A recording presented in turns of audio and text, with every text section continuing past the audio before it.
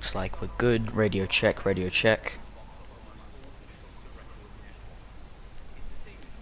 Looks like we're good. Radio check, radio check. Nice. Alrighty. Looks like audio is all very clear for you lovely viewers watching on the sidelines. Looks like the audio is all very clear from my behalf. Ladies and gentlemen, my name is JPM13. I am your main commentator for this evening. You can call me Jamie Perry or just JP for that matter, whatever suits you best. And here we are at the Monaco Grand Prix, here for Tier 2 Endurance Series, here in Race Spec Esports, on the verge of Season 10. And ladies and gentlemen, we are already getting drivers well and truly out of the pit lane as they start to make their way up through Turn 2, up to Beau Rivage. Then you get Turn 3 of Massenet and Turn 4 of Casino. Ladies and gentlemen, people are well and truly starting to make their way out of the pit lane here for what will be a very, very long stream ahead, but an entertaining one, that is for sure. Just making it through what would be Turn 6 of the hairpin, and right now we are just letting drivers make their way out onto the track, warming up their tires before eventually getting ready to set down what would be a fast lap on their first runs out here in an 18-minute qualifying session for a short qualifying session. Let's have a quick look at who will be right at the front. It will be the Mercedes of Master Jedi, OCE as well.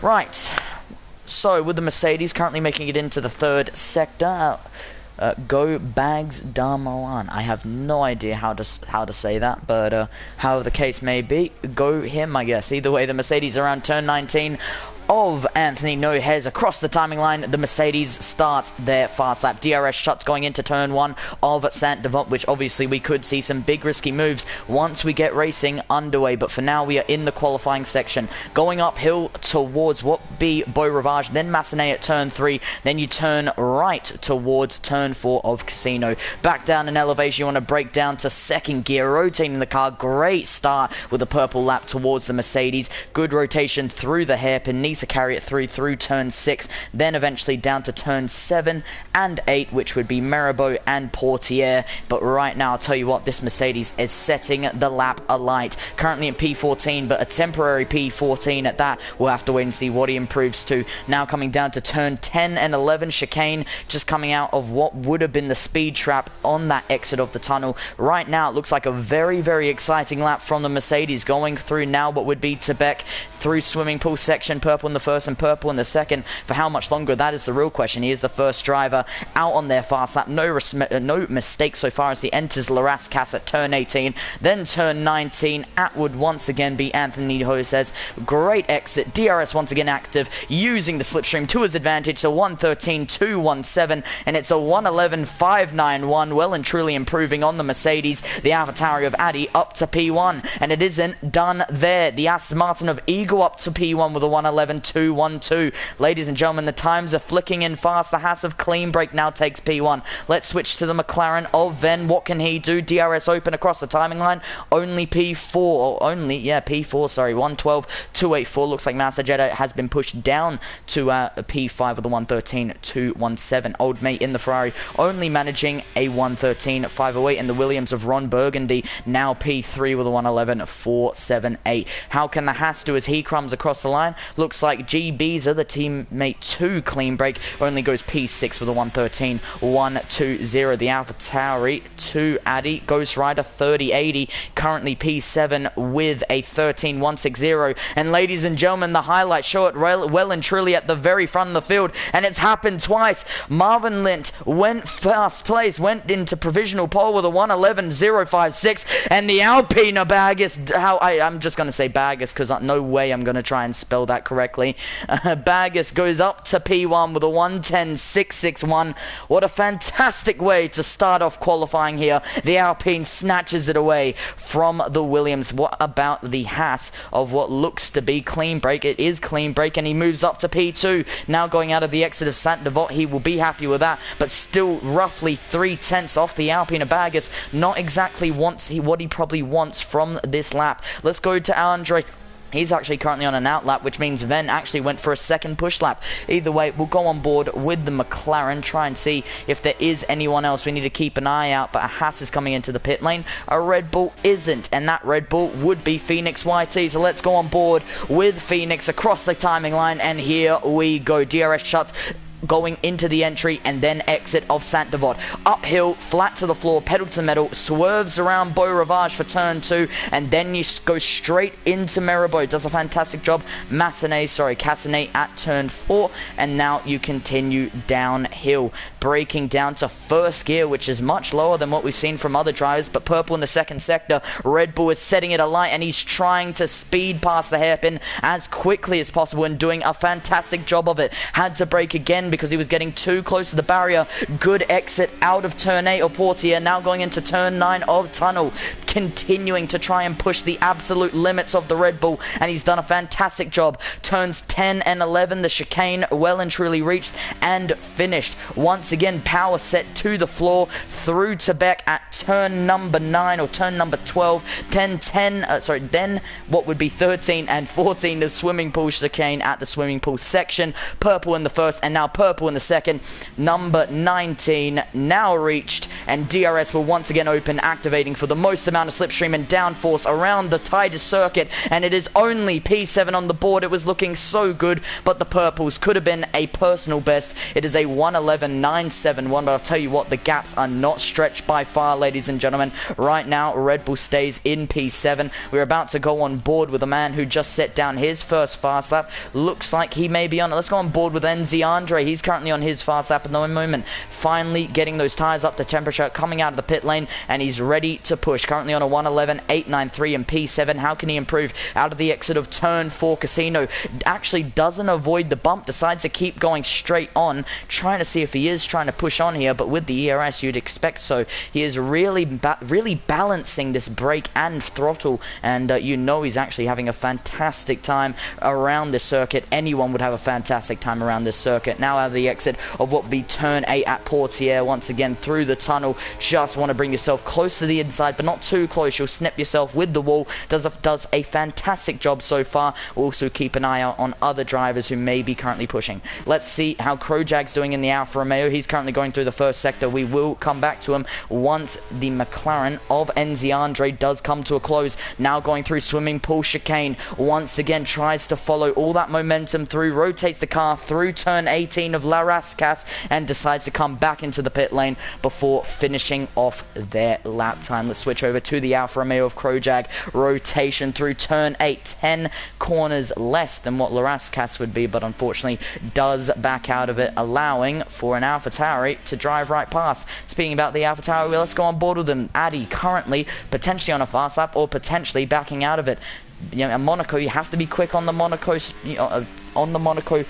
qualifying strategy. You have to be fast paced with it. You make a mistake, could see yourself losing out big time on the time left in qualifying. So it could be a rush back into the pit lane. It could be a rush to try and get the fastest lap possible. Either way, coming around La Rascasse, he is going to finish off his lap time around turn 19 of Anthony Nohes. What can he do? DRS is active, slipstream at an all-time high. Timing line is set, and it's only P7 on the board. Addy goes 1:11.591, but he'll still be happy with that time, I'm sure of it. Let's go down to Ghost Rider, who's just currently in the second sector. Where is Master Jedi? We'll go to Master Jedi, because what I can tell you, we could see some big improvements from the Mercedes. DRS once again active, using it to an all-time high. Only the timing line remaining. It's going to be P10 for the Mercedes. What about the AlphaTauri? He's currently in the second sector, 1.1 seconds up the road, ladies and gentlemen. Currently going through the second sector swimming pool section, and he's done a fantastic job, 1.4 seconds up the road. Big improvements from the AlphaTauri as he continues to swerve past as quickly as possible. Already past La Rascasse at turn 19. Now turn 19 at its fullest. Anthony Nohes now up to the line. What can the AlphaTauri of Ghost Rider set? It's only P7 on the board, but it is ahead of his teammate of Addy, who's currently 2 tenths up on his time. Quickly see how he may improve. We'll quickly fall back to Clean Break, who's currently currently potentially going to set faster time than where he's currently at. 1.4, 1.9 seconds slower than what it originally was. So we will not see any improvements from him. Ghost Rider is currently on his lap. Let's switch back to the driver we were spectating before. It doesn't look like we'll get the opportunity to. Ghost Rider goes, not Ghost Rider, is teammate of Addy, who goes P6 on the board with his new time. The Alfa Romeo of Crojag looks like he's gone P11, just currently going uphill through what would have been Beau Rivage. What a start to qualifying, ladies and gentlemen. It is fast-paced and it is quick, that's for sure, and the gaps are not separated by much, but then there's a big jump, a big spike from P11 below that point, and from P10 onwards, they're all inside of roughly a tenth, maybe a second of each other. It really is quite close qualifying to speak off with. Ghost Rider is continuing to try and push his absolute heart out through this section. Marv Lint has improved further. The Williams has gone purple overall. Ladies and gentlemen, the Williams with a 110, 186, nearly 5 tenths of a second higher than what P2 is. Another improvement from the Williams, a fantastic sight to watch. Just seeing where we may see some more action. Looks like fresh new compounds for the McLaren, running it through Beau Rivage, continuing to try and bring it all together in one big puzzle piece. Connect all the pieces together and you get a perfect lap all in one go. 1.5 tenths improvement for the McLaren as he continues to rotate the car. Needs to try and swiftly make it through the hairpin of turn 9. Does a fantastic job, and I meant turn 6. My apologies. Either way, the McLaren continuing to rotate through turn 8 of Portier. Once again through turn 9 of Tunnel, using the ERS to his advantage. ERS is more significant than what DRS is around this track. You want to save, and at the same time during qualifying you want to dump, and the McLaren has had a fantastic lap so far. Entering turn 12 of Tebek, once again using the rotation to his advantage. Purple in the second sector, trying to reach the swimming pool chicane. Once again going over the sausage curb to get the advantage of just saving a bit more time. Now through Larascas at turn 18. Now through Anthony Nojes at one final corner. DRS active, using the slipstream and downforce for his advantage. He sets P2 on the board. 110.237, and it was momentarily looking so good for the McLaren. Not good enough. It's only P2 on the board. A fantastic lap from the McLaren. The Ferrari of old mate currently on a 113.013. How can he improve? The Scuderia Ferrari currently going through turns 10 and 11 in the chicane. Now continuing to, he's in flow state. Currently through turn 12 at Tebek, continuing into swimming pool section. Now just needs to rotate the car fully. Has done a fantastic job so far. Scuderia comes to a stop into second gear, going through Larascas. Only has one final corner on fresh new, freshly baked, soft compounds. The C5's being used to its full advantage. Ladies and gentlemen, up to the timing line, it's only P12 set on the board for the Ferrari, and that is all he wrote. But for now, you can also see the Williams behind right there. Let's switch over to Vargas. We saw a fantastic lap from him. Can we see another fantastic lap from the Alpine? Purple in the first sector for the Alpine. It's already a good start from the French constructor. Now starting to reach turn 9 in the tunnel, and you can see he's pushing it to the absolute limits, ladies and gentlemen. Less ERS than a lot of other drivers were carrying through there. Big lockup, and unfortunately it has seen his rears lose stability, and unfortunately it is a full red track. He has invalidated from his fast lap, and you can tell the anger behind the visor, behind the cockpit of that French constructor. The Alpine will be furious. Either way, that is all he wrote for Vargas. Continuing through, we aren't done yet, ladies and gentlemen. Keeping an eye on any other person who may be on a fast lap. We'll also keep an eye on Phoenix YT as he's continuing to try and push away. You have a couple other people who are currently on their outlaps as we continue to bring it closer and closer to the end of qualifying. Clean break currently 1.5 tenths improvement on their previous lap time. Let's switch over to the Red Bull Phoenix YT, see how he's improving. Unfortunately, he has invalidated on his final, or not his final run, but one of his final runs out here in qualifying. Switch back to clean break, once again using that 1/10.5 improvement to his advantage. Currently going through turn 9 of tunnel, going down, braking down to third gear, second gear, rotating the car fully. Kicks out the rear, nearly making contact with the barrier, but keeps it nice and clean. Monaco is tight. It is very treacherous, but I'll tell you what, for one driver, the Haas is putting it all together. Clean break in the third sector. Purple alighting around the track. Can the Haas set it on P1? Can he set a new provisional pole sitter? Ladies and gentlemen, it is all setting off here in qualifying. DRS is active across the timing line. It's P3 on the board. Not provisional pole, but I'll tell you what, he'll be happy with that. A 1:10.406. A fantastic start here in qualifying. Ron Burgundy currently P6 in the Williams. He's currently in the tunnel section. What about the AlphaTauri of not Ghost Rider, but Addy? Looks like he's about to start his lap, improved by 1900. It seems like. What about the teammate 2 Ghost Rider? Well, he's about to start his fast lap. What about the Ferrari of Old Mate? He looks like he's going to go for another fast lap. Currently 2 laps old. We could see improvements, but it could be a tricky one either way. He won't improve on this lap. 900s down. What about the McLaren of Ven? Looks like he's got DRS. He's about to start one of his final fast laps here in qualifying. 2 minutes 40 on the clock. Let's switch over to the Williams of Ron Burgundy, who we saw right before. DRS once again active, using the downforce to his advantage. He's already into the 115s. He's not going quick enough. He's 5.6 seconds down. What about the Red Bull Phoenix YT? Once again, DRS being used to its advantage. Full throttle, flat to the floor. What can the Red Bull set on the board? Only P8 with a 1:11.269. He'll still be happy with that, an improvement nevertheless. Let's switch over to the AlphaTauri of Ghost Rider. He's made solid progress while we've been focusing on other drivers, making it through turns 10 and 11 chicane, back on the exit, flat to the floor, pedal to metal. Now rotating the car through turn 12 at Tebek, swimming pool section 13, 14, 15, and then 16. Continuing there, 17 at the kink, and 18, the very famous Larascas. We've seen Michael Schumacher kick there.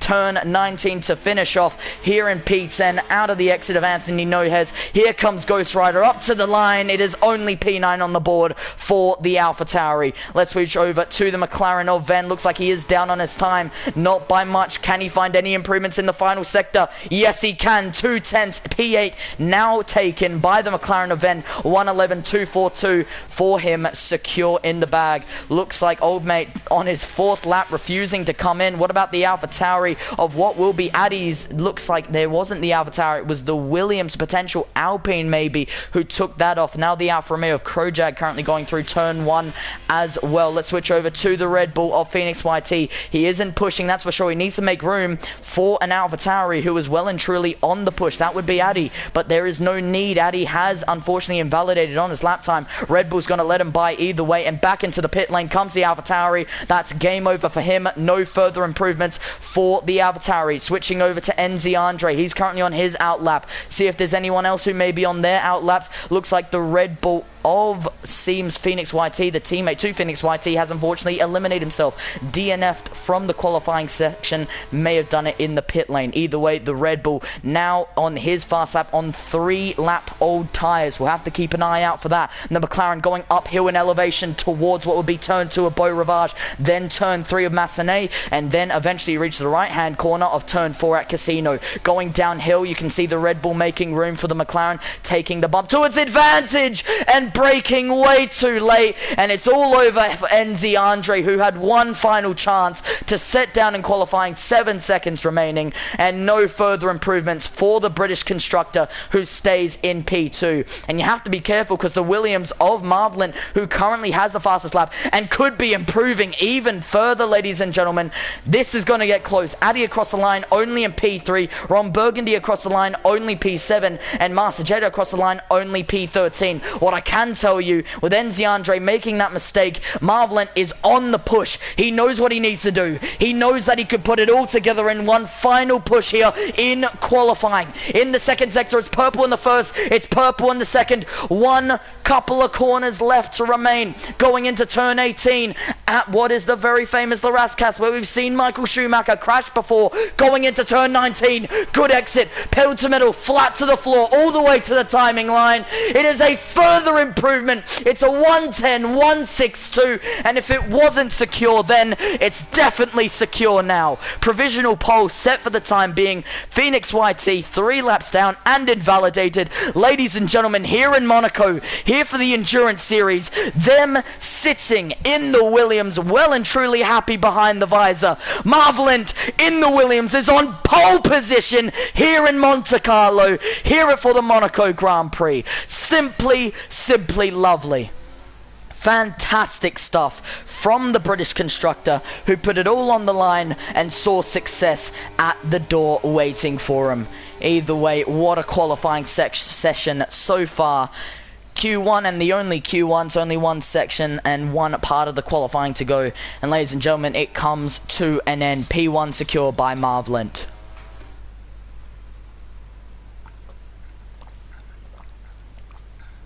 And you know what? You gotta feel bad for Enzi Andre. That McLaren separated by 700ths of a second, 75 singular milliseconds. That's all that separated him and P2.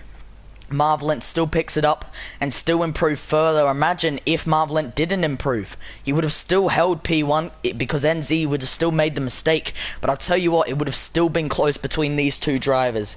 Either way, it is Marvlint who picks up P1 and NZ Andre will be devastated. Unfortunately, those are the way that is the way racing works sometimes. It is a hard thing to have to deal with either way. P2 on the board for the McLaren, P1 on the board for the Williams. Whew.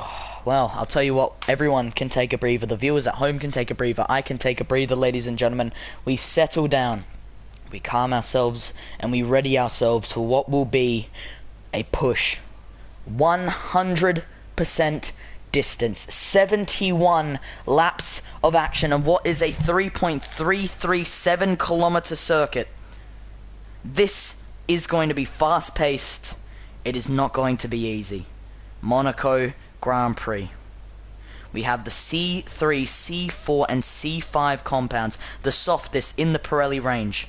All strategy options end up in a one-stopper strategy. You do not want a box. Track position is everything around Monaco. Expect the tyres to honestly not last that long. 1, 2, 3, 4, 5 red lights. The lights go out and it's pedal to the metal for 78 laps of action here around Monaco. Enzi Andre stays in P2 for how much longer? Andy currently on this inside line. Is he going to get the move set in stone? No, he can't, but he's going to have the front to rear tyre advantage. Unfortunately, McLaren does block it off going into turn 2 of Beau Rivage. McLaren stay in P2, Eagle in P4, clean break in P5. We make our way through the track so far. Looks like more overtakes being made. Potential incident, yellow flag in the first sector. Krojak's made a mistake. P15 as he falls down. The Alfa Romeo's qualifying session means nothing no more. Look at this, totally ancient, currently looking for a move, gets stuck on the hairpin. The curb not saving as an advantage, finally getting a bit of a push from the Alfa Romeo. A man who potentially has front wing damage now gets the advantage of moving up to P14. P15 down is totally ancient. Unfortunate for the Red Bull driver so far in this Grand Prix, ladies and gentlemen.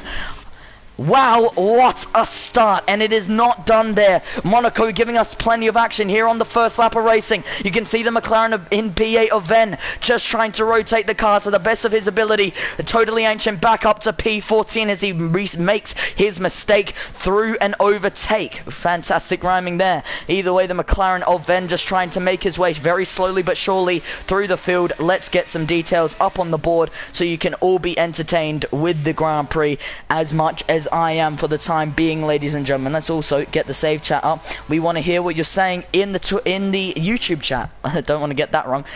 Master Jedi up to P12. The Mercedes done a fantastic job on those medium compounds, and if they are signing on the mediums, they could be going all the way to lap 30 to 38 before eventually boxing most likely for the hard compounds. Soft compounds would not be the logical choice there, but also from what I currently have noted down in the pit strategies, that is the option that drivers will go for. DRS once again active, using the slipstream and downforce to his advantage. The AlphaTauri of Addy currently in P3, just needing to relax a bit more. He has 78 laps to try and make an overtake. Right now, what I can say is the McLaren of Enzi Andre trying to potentially make an overtake, trying to get as close to that rear diffuser as possible. Let's go further down once again, because there seems to be some very close action currently going on between Totally Ancient and G-Biza in the Haas in P14, but it looks like that gap starting to form now. 1.5, 1.7 seconds. There has to be damage on that Haas, and you can see a nose only left remaining. Looks more like a missile than a car. Clean clean break, takes up a 1:14.261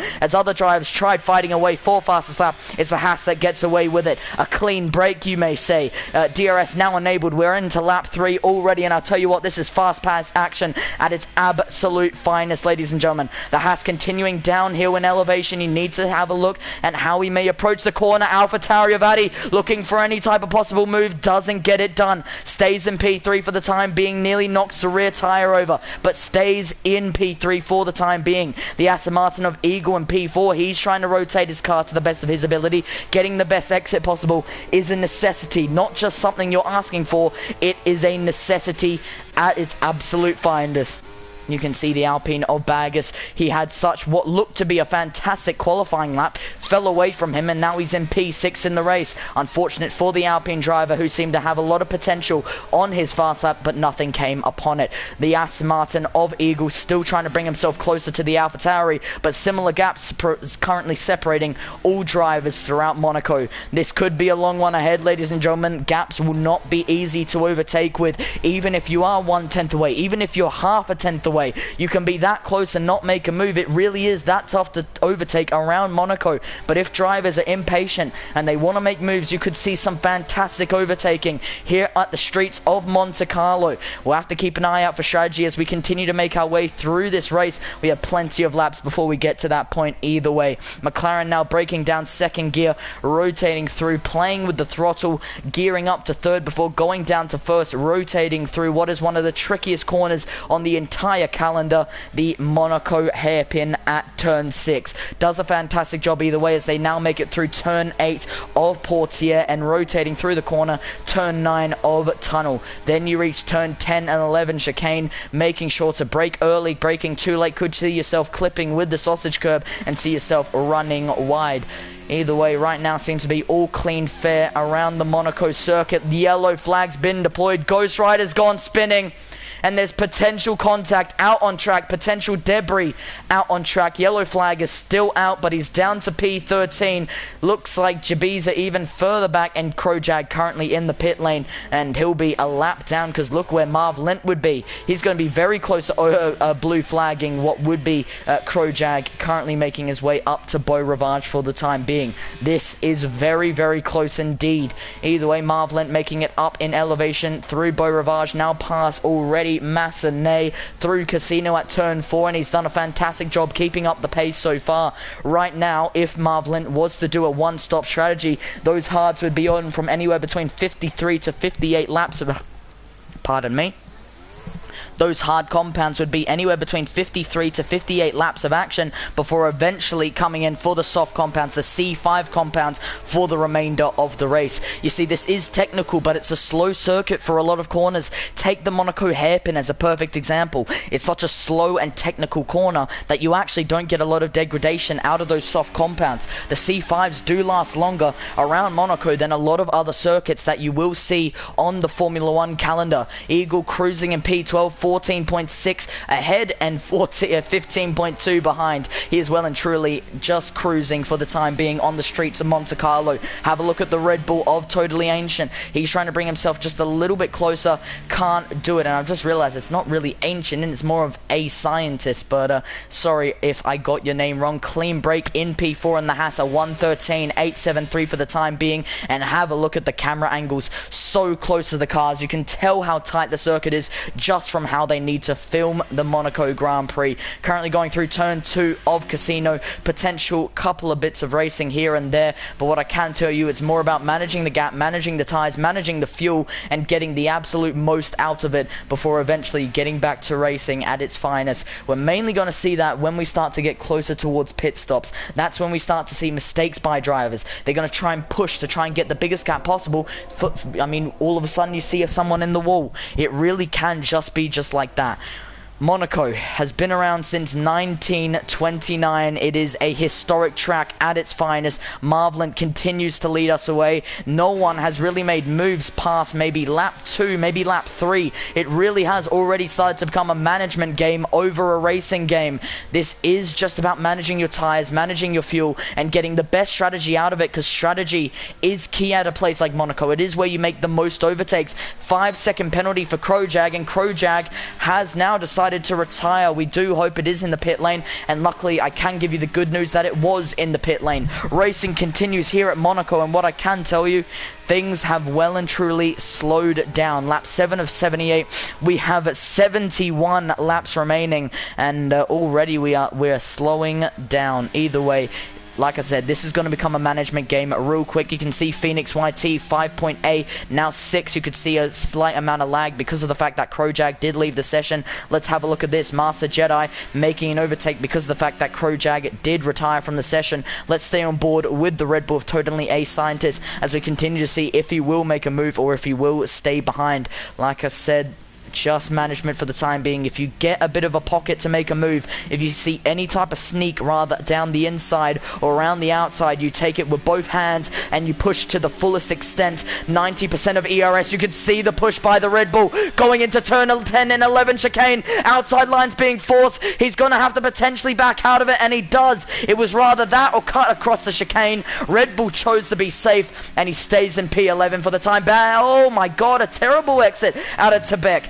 Nearly the Red Bull going into the back of the Mercedes. Either way, the Red Bull stays in P11, but that could have been a fantastic move.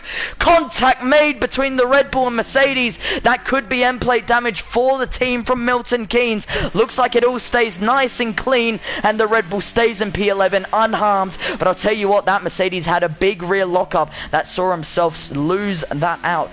Either way, the Red Bull trying to keep it all together. You can see a nice toe through Beau Rivage. No opening. He's going to take the outside line. He is going to take it. Turn 3 through Massenet. Now going through turn 4 to Casino. Gets a bad exit. Broke away too late and lost all the advantage he originally had. Was he going to brake late? He did brake late. Went right up to the rear diffuser of the Mercedes. The Mercedes of Master Jedi having complete control over the car, however. Now going through the hairpin. Can he keep that advantage? Now you can see P11 of Totally A Scientist. Can he continue to have the advantage through this entirety of the Grand Prix? Red Bull 95% left in the tank.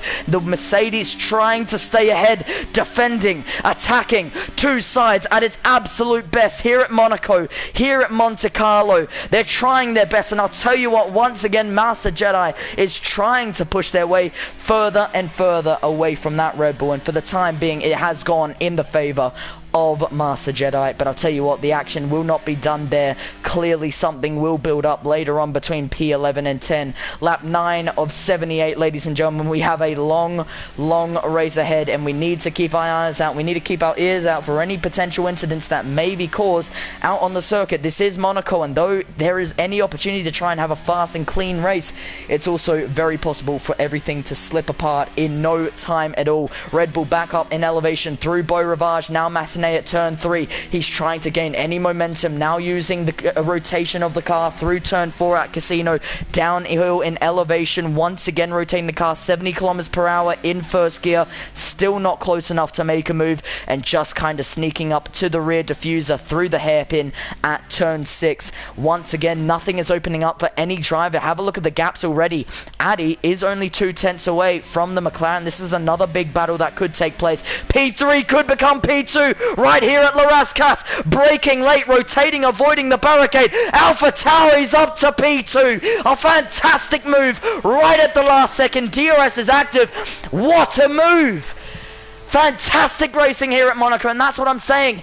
Any pocket, any momentum, any opportunity you take with both hands, and now McLaren is down a position. Going through Beau Rivage, is he going to take the outside line? AlphaTauri defends well, Ven's into the pit lane already. He's currently on the medium compound, so he's switching over, also switching out his front wing. That would have been the reason he's coming into the pit lane. Now the best strategy for him to run is mediums to hards, because lap 10 is not going to run for the medium compounds. So I definitely suggest maybe around lap 30 to 38, maybe a little later on than that, you come into the pit lane on the hard compounds.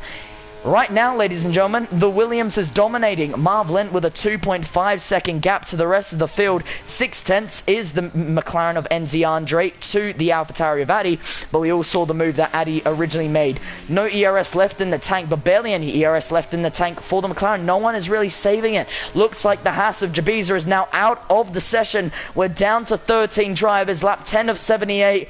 Unfortunate for those two who now see themselves well and truly out of the session. Please don't leave, because it's going to lag the game. Either way, Bit of RPM revving there. Once again, DRS active at an all-time high. Downforce and slipstream trying to use it to its fullest extent.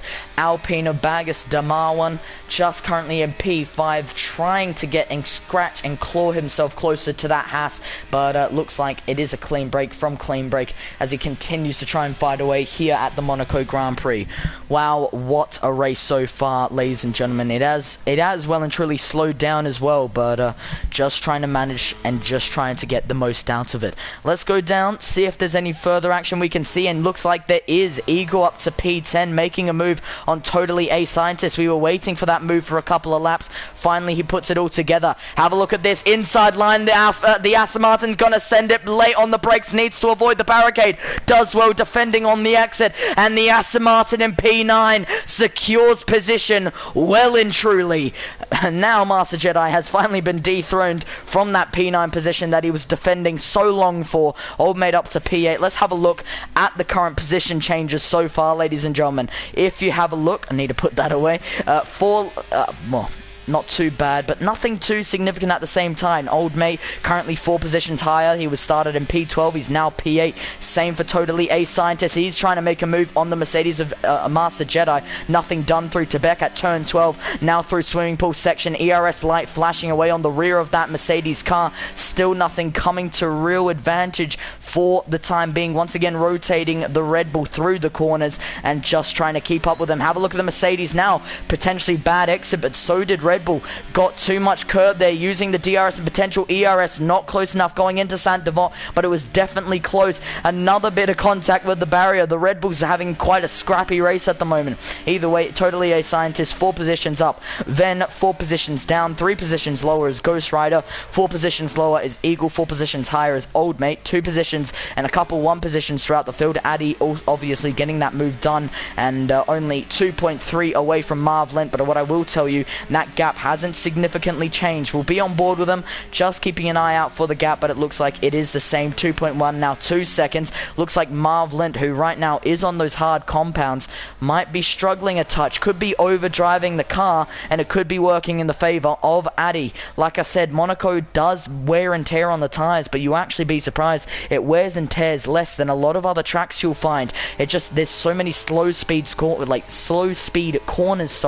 that you'll find that is so hard to get the opportunity to overtake, and that normally means that you're able to save a bit more degradation and wasted a bit more later on in the race. Either way, Marv Lent 2.8 seconds, now 3 seconds, and that may be the reason why. McLaren on the outside line, Enzi Andres trying to make a move, rotating through there. I thought maybe Addy was just having a really bad first sector. No, down the inside went the McLaren, trying to scratch and claw his way through. Bad exit through there, turn 8 through what would have been Portier, now through turn 9 a tunnel. McLaren takes P2 away from him. AlphaTauri has nothing left in the tank, and McLaren have it secured in the bag. Fantastic stuff.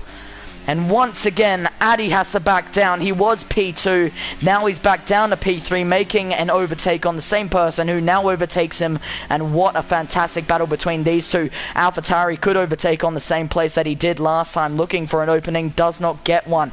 DRS is about to exit, it just needs a good exit out of turn 19 and gets the complete opposite from it. The current Haas of clean break, using the DRS to his advantage, 2.7 seconds slower than his fastest lap so far. Looks like the AlphaTauri really kicking out his rear there. Looks like he's lost some of the confidence in the track now that he's been overtaken by the McLaren through what would have been turn number 5 at Mirabeau. Everyone take a breath. Everyone can resettle themselves in. We are lap 14 of 78 into the Monaco Grand Prix. And what I can tell you, this is a very slow race for the time being, ladies and gentlemen. Waiting patiently and cautiously. Monaco was going to be a bit of a boring one. It is how it's always been. Strategy is above anything around this track. It does make it a bit more difficulty for me to entertain you viewers, but I will try my best, I do promise. Either way, the AlphaTauri of Addy currently on the PC, using the AlphaTauri car, just trying to bring himself closer, but it's just not happening, is it? Currently going through swimming pool chicane all over again. It's just... oh, good exit through the sausage curb though. Could be looking for an opening. Hits hits the rear diffuser of the McLaren, but no, nothing opening for the time being, and the AlphaTauri stays in P3. DRS once again active, using the ERS towards his advantage, and now going into turn 1, trying to get the maximum out of it. Once again up the hill towards Beau Rivage. He is really trying his best to maximize all he's got through Monaco. It's just not really working out in his favor for the time being. I mean, like I said before, he made it up to P2, and now he's down to P3. Enzi Andre clearly finding some type of grip above what would have been the mediums that Addy is running, or it could just be him overdriving the car, trying to push, and it having a negative effect. Eagle switching from the softs to the medium compounds. Only on lap 15, it does make sense. Those soft compounds weren't really used at the start of it, but if you have a look at what I've seen, normally you're able to push on the soft compound tires lap 22 to 30 all the way on the hard compounds to the end of the lap, or end of the race, my apologies. And Addy's out of the race. P3, a new podium position has been secured for clean break. Addy's had some type of collision going through turn 10 and 11 chicane. What's happened there?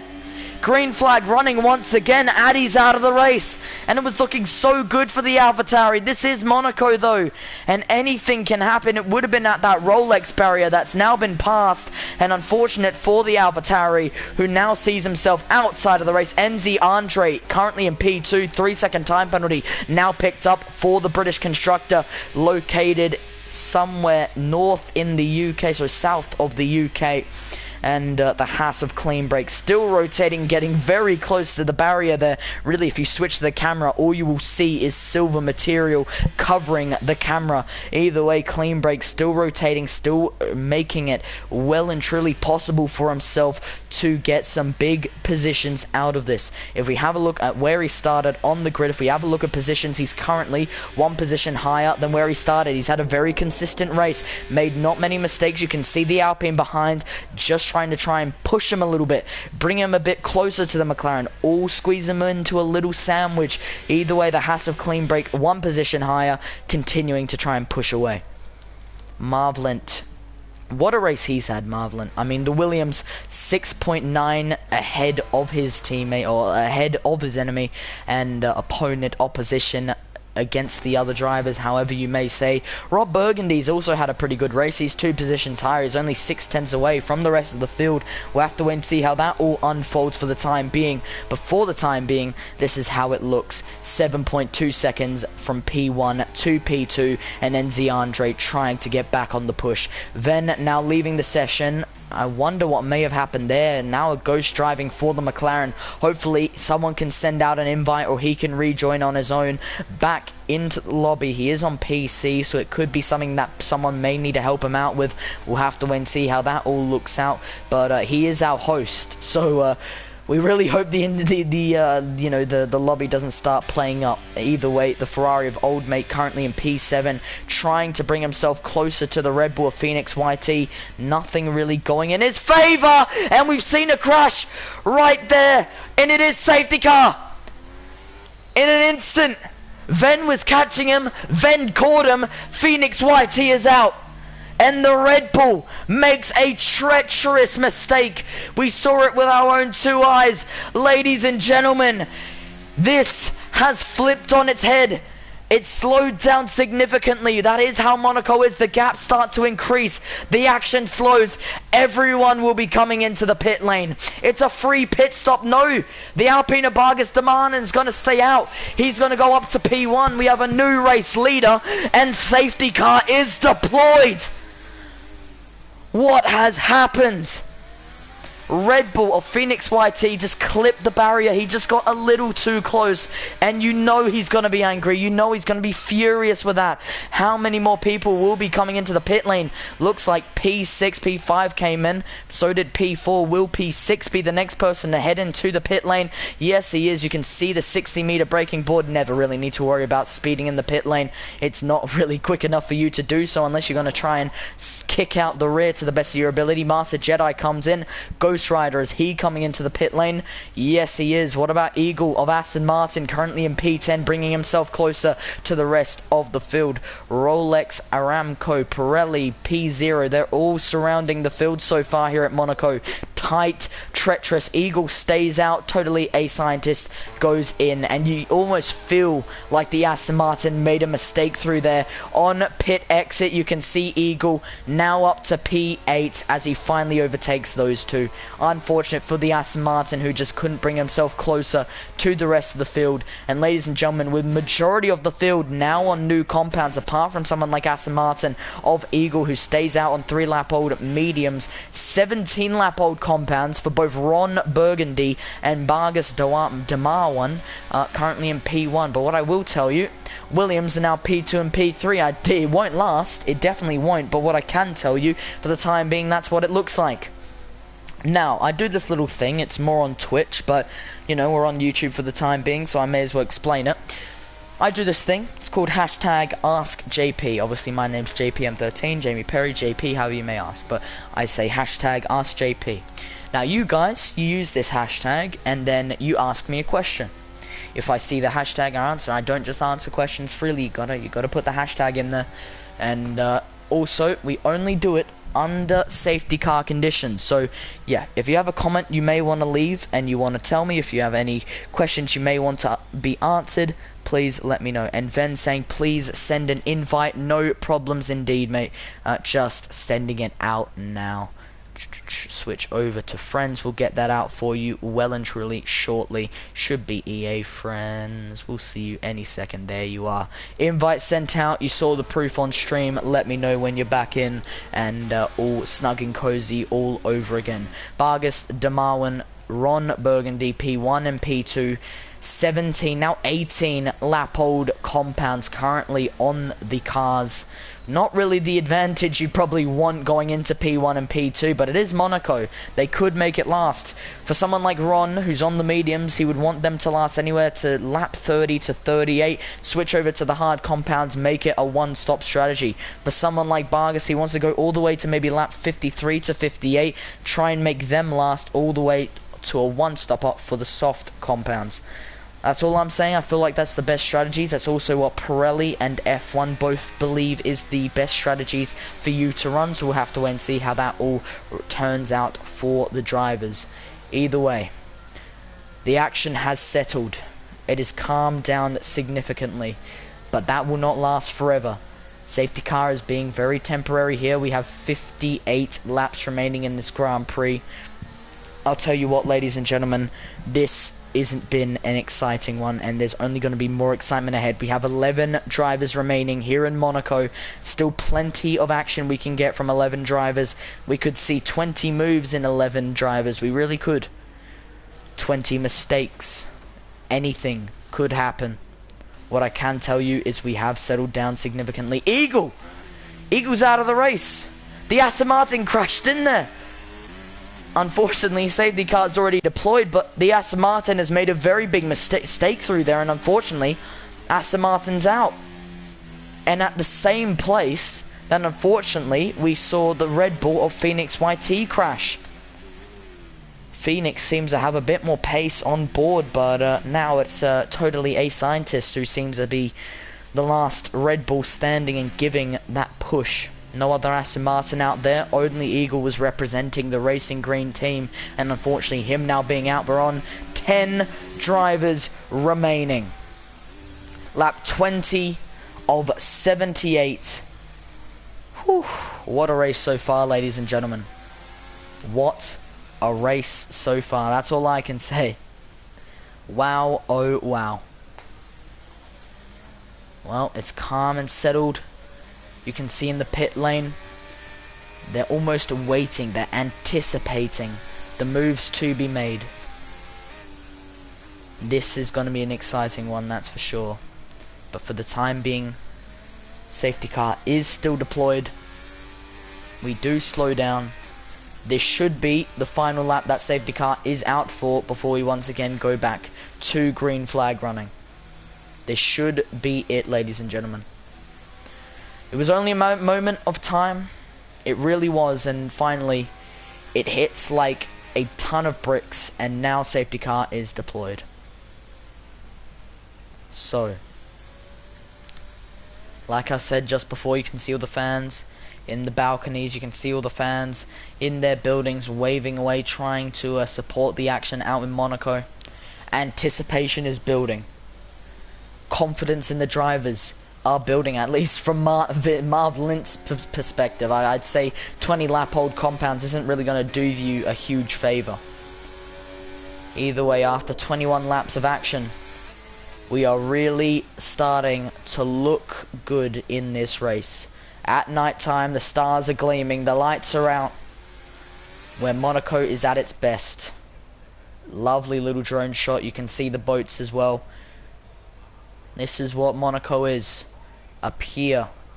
The whole city is just a pier. It's full of boats and it's full of luxury. Someone will win in a luxurious way. Green flag has been sent out. Safety car is back in this lap, ladies and gentlemen.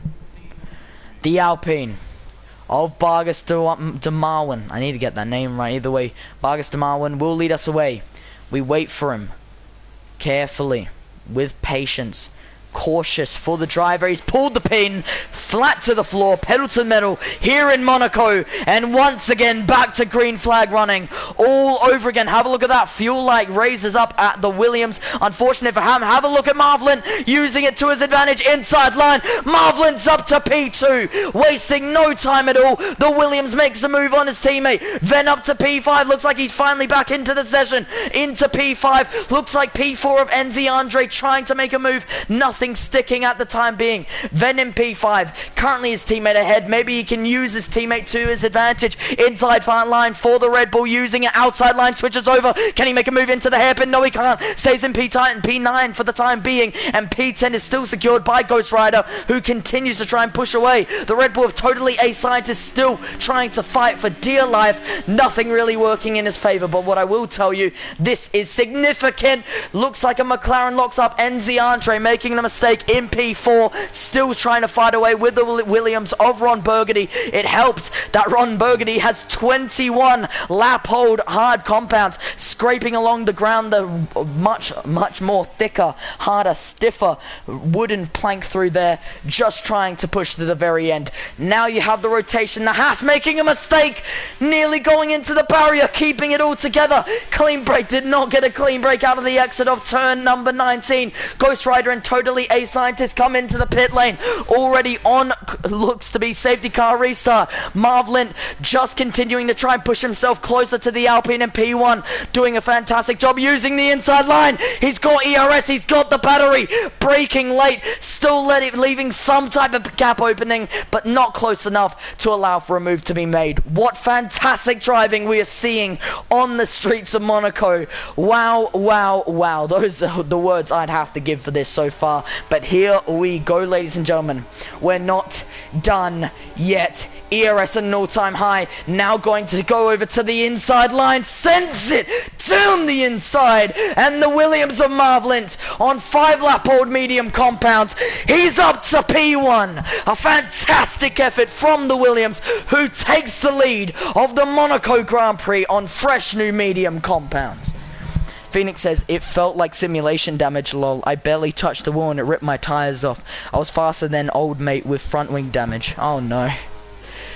Well, if there is sim damage, it's an evil thing for this league to do. DRS once again enabled, and we're not done there, ladies and gentlemen. Safety car restart has offered some fantastic action up on board. Have a look at the McLaren of NZ Andre. He could be making a move through turn 2 of Beau Rivage. He needs one opening through the outside line, most likely. Now going into Massenet, nothing happening yet. Now going into the turn 4 of Casino. Once again, all over the rear diffuser. It looks like this is the perfect opportunity. Nothing can happen going into turn 5 of Maribor. How about turn 6 at the hairpin? Can simply anything come in his favor? No, it doesn't seem so. Looks like the inside line was blocked off. Too tight, too close. Nothing could happen through there. The McLaren once again now to the exit of turn 8 at Portier, going into the tunnel at turn 9. Once again using the toe and slipstream and using the battery to his advantage. He sends it down the inside. Contact. Contact made between the McLaren of Enzi Andre and the Williams of Ron Burgundy. Yellow flag once again becomes green flag, running 3-second time penalty for the McLaren, who has once again rejoined the session and has had a terrible restart to this race. P4 is where he stands. Front wing damage now surrounds his car. Ladies and gentlemen, not the start he would have wanted. He's going to stay out. Probably the best decision he could make. Track position will be important, but how important is it to the McLaren event? Clean break right on the rear diffuser of him.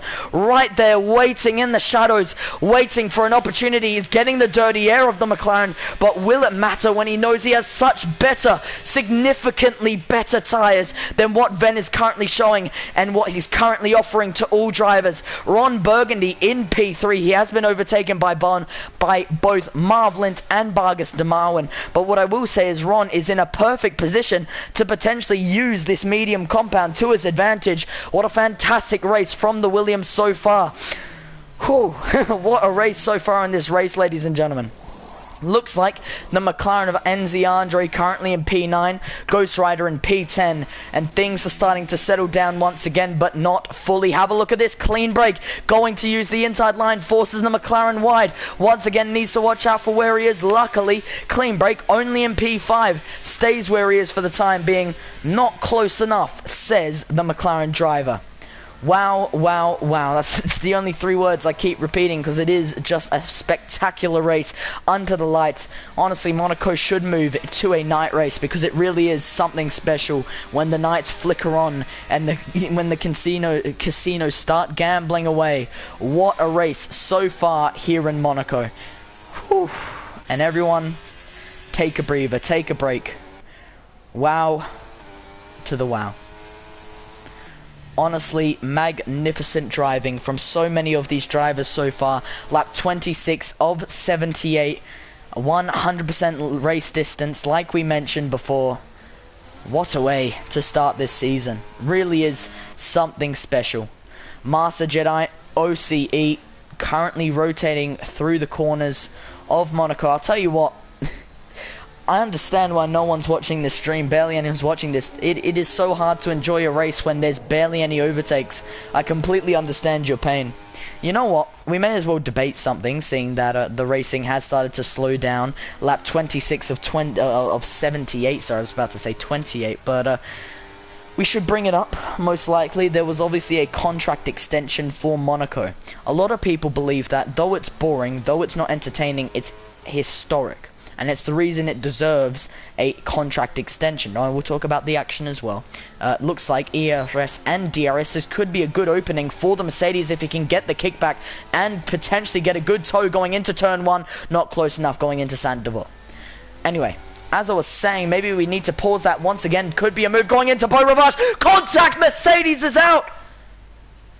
Mercedes is out! Second safety car already! In a moment's notice, it was looking so good for the Mercedes. He had the potential, he had the advantage, and it slips through his fingers. Totally a scientist, unfortunately, sped through on the Delta of the, what would be, I mean, yeah, the Delta full, I was about to say virtual safety car, but no, full safety car once again, ladies and gentlemen. Master Jedi is out of this race. We're down to 9 drivers of what is a lap 26 of 70 laps worth of racing. We only got 9 remaining, and was there doubt in anyone's mind? I mean, with this many people out, you would hope for a larger amount of drivers, but it is what it is. There are these many drivers remaining, and they will all line up once again. 9 left to go into a formation of waiting. Will most likely carry into the lap 30s, and I say 30s with a apostrophe and S because we've still got plenty of racing to go. Nearly 80 laps, all on display here, but it has calmed down. Well and truly, it has calmed down. I would have liked some co-coms because it meant I could probably get the opportunity to speak, but now we can debate a little further. Like I said before, in the YouTube chat, if any of you would like to ask me any questions, now is the time. Under safety car or virtual safety car conditions, just give us a hashtag AskJP and I shall answer away. So, as I was saying before we were rudely interrupted by Master Jedi's crash, I'm kidding. Fully worth the action that has now been displayed out on track, but for the time being, once again being shown the boats of Monaco.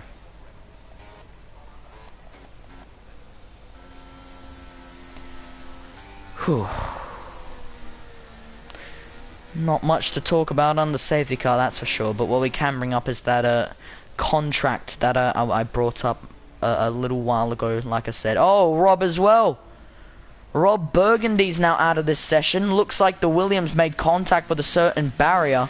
Unfortunately, those tyres would have been old. He actually just switched over to new ones. Wonder what may have happened there. You can see the debris out on track, and now that's 2 drivers out of this race. Wonder what may have happened to Ron there. I don't know. We're down to 8 drivers here in Monaco. So, the debate begins. Obviously, a lot of people believe that Monaco should have its contract extended because of its history, because of how many years it's raced for. To be honest, in my opinion, Monaco is a fantastic circuit, though the racing is terrible, and F1 has no control over how the race is broadcasted. You know, a commentator could talk about one thing and all of a sudden it just switches over. I think Monaco has its history, and Monaco is a fantastic circuit, but in my opinion, Monaco, and I do pardon my French here, but it's a shit circuit. Realistically, Monaco is a terrible circuit. I mean, yes, it's tight, it's close, and it awards the drivers who know how to drive fast and not crash. It is that. You know, it is just a circuit with no white lines because of how close each barrier is. The barrier is the white line, right? I get that. But apart from its history, and apart from it being such a tight circuit, Monaco it's okay. You know, it's nothing special. So to be honest, in my opinion, in terms of if the contract should have been extended, I honestly don't think it should. And I think F1 games would have still added it in. So, I mean, people online wouldn't have to complain about not having Monaco, because it would most likely still be there. So, you know, you could be happy about that. But I understand at the same time it's probably a bit infuriating having to deal with the problems of Monaco. I understand drivers are probably both equally excited and annoyed by the fact that that these things happen. Either way, lap 30 of 78, ladies and gentlemen. Once again, we take a breather, we settle down. Not much else to talk about. Like I said, just talked about the contract obligations. What I will say, there is a man who's gone 29 laps on the compounds. Ron Burgundy, as safety car came out, was going to be on a similar amount of laps. Actually, the same amount of lap tires. Actually, he came into the pit lane, didn't he? Either way, but if he decided not to, he would have also been on 29 lap old hard compounds. Either way, Vargas has gone a long distance. Not much more time he needs to go on those hard compounds. Like I said, anywhere between lap 53 to 58 on those hards. Most likely would want to do a one-stopper onto the soft compounds before really making a push for anything further. We're going to have a big old distance here though, ladies and gentlemen. Lap 30 to maybe 50, we're going to see not much. I'm giving you the warner now, there will be a disclaimer. But we're going to have to try and see how these drivers get on. The Williams of Marvlant, 12 lap old medium compounds.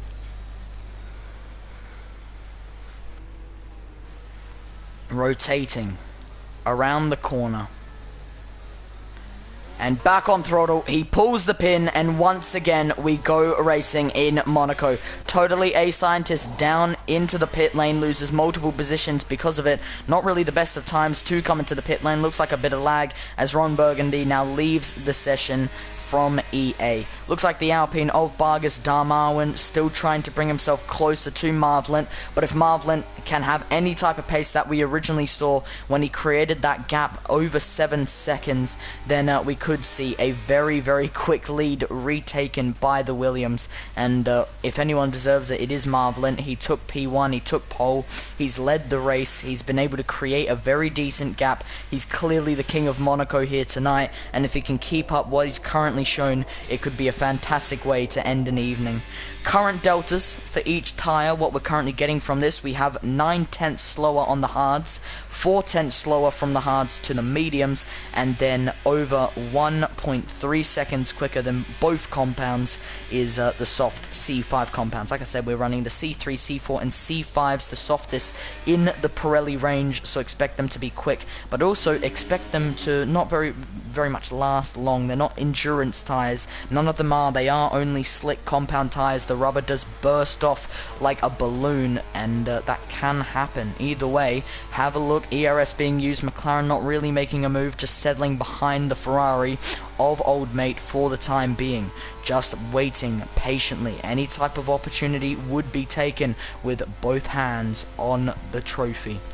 Either way, things have settled down significantly. Looks like the McLaren once again looking for some type of opportunity. Nothing really working in his favour for the time being. As we go down in elevation, the hairpin sees himself staying in P6. This is where we are for the time being, ladies and gentlemen, and surprise, surprise, the action is limited. Only 8 drivers remaining. It started at 15, then it quickly became 13. 2 drivers pretty much were out at the same time. Then it became 12, 11, 10, and now we're down to 9. Well, then it was 9, and now we're down to 8. Current drivers still driving away. Looks like Vargas could be overtaken here by the Haas of Clean Break, just bringing himself a bit closer to the action as time continues to go on, but the American constructor still needs to stick something there, getting nice and close to the rear diffuser and rear wing and the rear exhaust system. Have a look at this. ERS being used. Good toe. This could finally be an opportunity to make a move. Looks like Vargas has actually gone ghosted. A big lockup from the Alpine. The Haas is up to P2. Ven's up to P3. Big rear lockup from the Alpine has seen a double whammy in its own. Have a look at Enzi Andre looking for some type of opportunity as they currently go through what would be Massenet and Casino at turn 4. Going down an elevation, McLaren's going to try and get close, but not close enough. Stays P6 as we continue downhill towards the hairpin. But once again, things settle down. A great move by Vargas. Yellow flag deployed as the Red Bull of totally a scientist. He's probably going to retire from this. We're probably about to see it. Is he going to do so, or is he deciding? I'm confused. 3-second time penalty to Ven in the McLaren. Think he may have been serving any type of potential time penalty. Probably the reason that the crew would be waiting. Oh, contact to the barrier out of the exit of swimming pool chicane for the Red Bull driver. Appreciate the 3 viewers who continue to watch along. Ven blocking the pit lane, reversing on. He's going to go into the pit lane now. He's going to try and almost do a U-turn there. He doesn't want to get disqualified. No, he does come into the pit lane. The McLaren getting it all wrong. He made it up to P2 and he has retired from the session. We're now down to 7 drivers remaining on the grid, ladies and gentlemen. Totally A Scientist is currently been blue flagged by a lot of the grid. You can see it's 1 minute 17 down. Your average lap time is 1 minute 17, so it makes sense for him to currently be blue flagged. But that is it for Ven. We're down to 7 drivers, and yeah, what a way to end what was looking like such a great run from the McLaren. Looked like it was going to be such an interesting race. Doesn't look like it's worked in his favour though. AlphaTauri of Ghost Rider using the slipstream towards his advantage, breaking down into the 10 and 11th corner, going through the chicane. Good exit, back on throttle, planting it to the floor. pedal to the metal, rotating through turn 12 of Tibet, now through swimming pool section, once again down to third gear, rotating through the corner, yellow flag through the second sector. Ven will eventually come to a halt once he finds a part of the track that is off the course, and unfortunately that is done and dusted for the McLaren of Ven, who seemed, like I said before, he had such a great race up his sleeve, and it all comes crashing to a very much raging halt.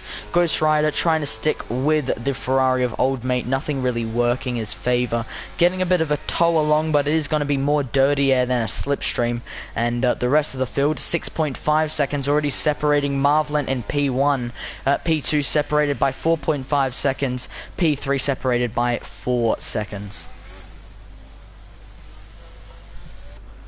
Oof. Just taking a breather, because what a race that was, ladies and gentlemen. What a race it's been. We're not even done yet. Really just shows the effort that drivers are willing to put in for some fantastic racing. Luckily though, we are starting to settle down a bit more. I mean, they weren't lying when they said endurance. It's going to feel like an endurance race, but even an endurance race is more exciting like this than this.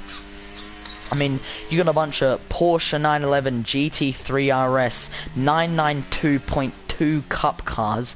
You're probably going to get better racing than what you would get from Formula 1 or Formula 2 cars.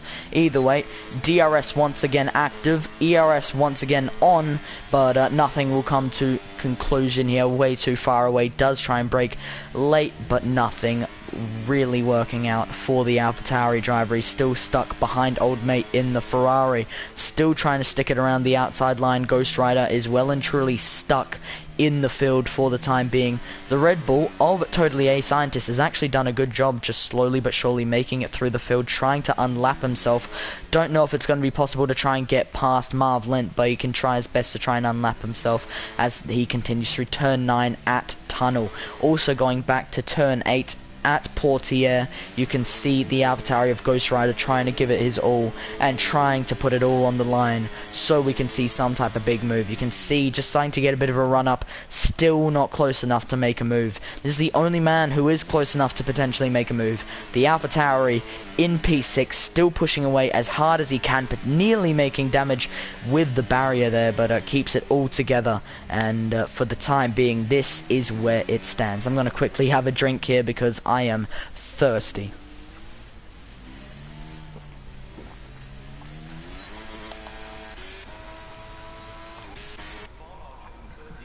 Right, well, Vargas de Marwin, here's a little shock pit stop for you.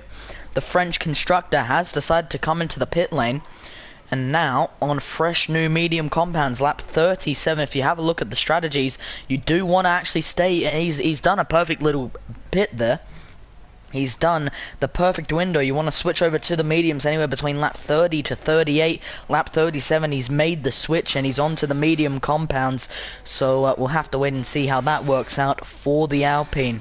But for the time being, fresh new compounds, he is going to have the pace to push significantly more than any other driver. Have a look at the time being chopped down like it's nothing. He's already at 11 seconds flat, and he's really just making it look so easy. Ghost Rider, 21 lap old medium compounds. You get to see the difference between fresh new mediums and 21 lap old mediums. You can see the difference is significant. Either way, the AlphaTauri is going to continue to try and bring himself closer to the Ferrari in P4. Nothing really working in his favour. I'm glad you guys chose Monaco. At the same time, I'm not, because the action is limited. ERS and DRS, this could be. Speaking about action, outside line, AlphaTauri is going to be late on the break. Can he make a move? Final bit in action. Oh, he's going to get squeezed well and truly. That could be contact with the barrier. He gets sent spinning through by Ravage. The Ferrari of old mate Sal. Safety cars deployed again. We're down to 6 drivers. The Alpine Vargas de Marwin up to P4. Ghost Rider's P5. Totally A Scientist needs to slow down. This could be a perfect opportunity for him to unlap himself. Once again, this is the 3rd safety car, and now we're down to 6 drivers. We started at 15. We're down to 6, ladies and gentlemen. My, oh my. 9 drivers now out of this Grand Prix. Totally A Scientist will now move up to P6 even though he's been blue flagged. It really shows how tight Monaco can be, and that is all that. Marv Lint comes into the pit lane, so does Clean Break. Enzi Andre, I doubt, will come into the pit lane as well. So will Ghost Rider, so will Vargas Namarwin. You can see Totally A Scientist taking the opportunity to box with the people that he could potentially unlap himself with, serving his penalty that it seems like he's picked up. Now getting going, there you go, away eventually. Does he not know how? I mean, he must not know how to get away, surely, because he must have a terrible stop, sorry, because he just is refusing to press any of the buttons that you need to press, you know, to get going. Must be. Either way, Red Bull comes out of the pit lane at P6. Congratulations to Totally A Scientist, which is making a blue flag look competitive.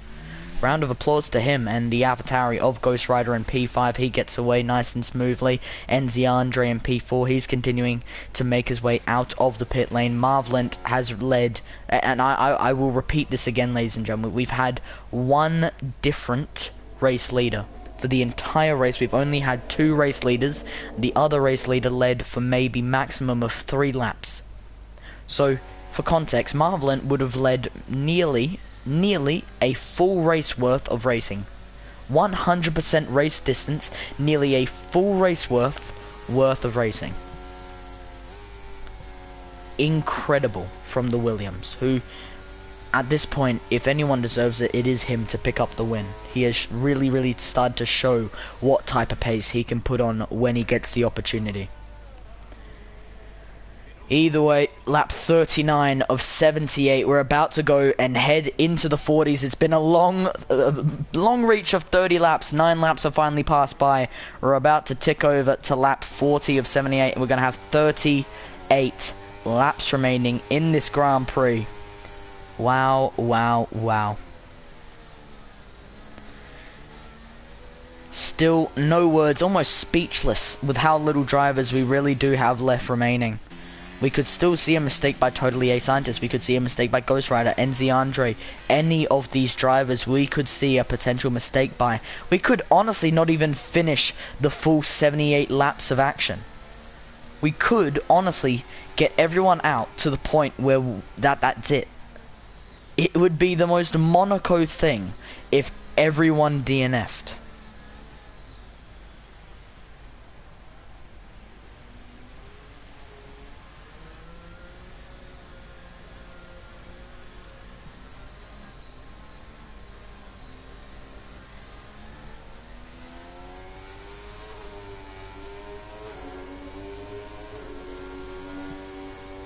Just waiting.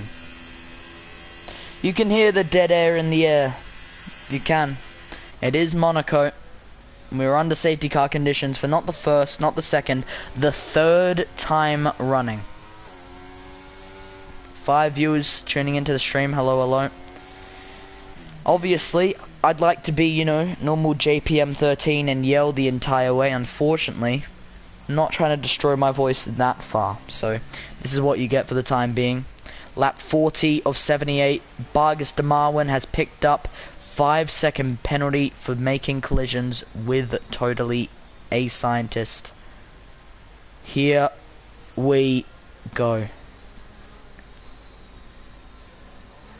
And he pulls the pin once again. Green flag running as Vargas Namarwin comes into the pit lane to serve his 5-second penalty. Looks like there's going to be no fight from Clean Break in P2. And Enzi Andre's already 1.5 seconds down the road. Can the Haas finally get the advantage he's been looking for on the Williams of Marvlin? Or will it be another fantastic stint from the Williams? Looks like he's really starting to get some advantage out of some of the corners, Clean Break. Rotating through the corner. Can he get the advantage he needs? Can he get the opportunity to stick it finally in P1? Can the American constructor seize it from the teeth and take it with both hands on the trophy? Now currently going through turn 9 in the tunnel, still trying to bring himself closer, still nothing really working out for the Haas driver. Rotating through turns 10 and 11 chicane, now once again back on throttle, flat to the floor, pedal to the metal. Now continuing through swimming pool section, the Williams did look like he was in danger from an overtake to the McLaren. Now it seems like the Williams has been able to put it all back together, and he's on the push well and truly. Wow. I mean, I keep saying it over and over and over again, but Marvelin has really started to show what pace he's got.